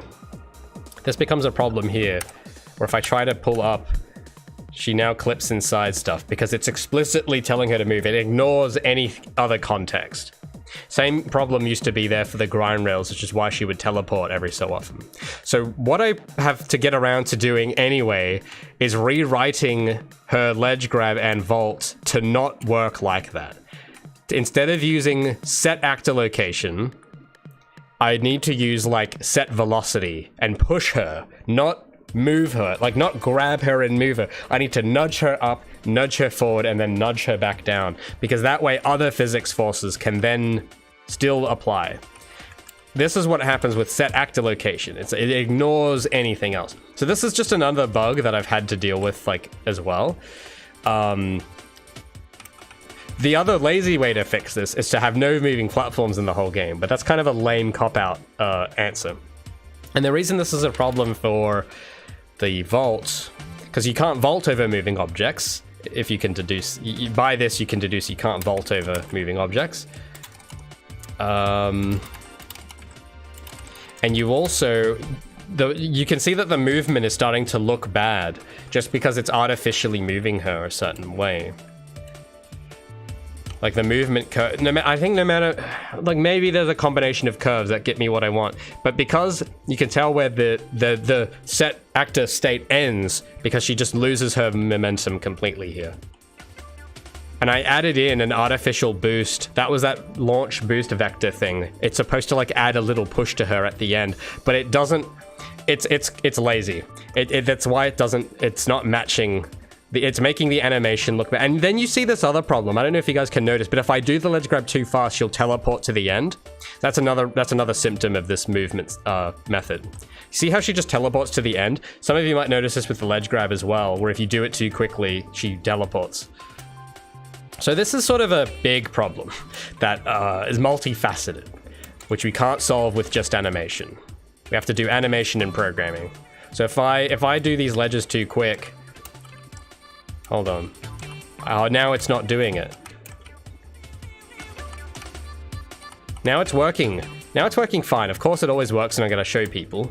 Yeah, you see that? How she teleported forward? Yeah, that's... Yeah. So, Future Ray's gonna have a field day. Anyway, I have to go. So that's gonna be it for me for today. Thanks for joining. But yeah, so the vault is a challenging one, because it's one of those ones where her actual character moves. So it's a very, it's a contextual, like it relies on her reacting to her environment, and that makes it an extra challenging one. It isn't like a double jump or something. So we might have to, maybe for now, for blocking, we can't really do much else before this becomes polish. So we might have to just call it here and then come back to this once I fix the ledge grab. So it's good enough as like a blocking bare minimum thing. It's better than no animation, and sometimes it's what you need. So this will be good enough for now. Next week, excuse me, because we still have a lot we have to block in. So I think this is the time we should put that one down, and I'll work on one of these other ones next time.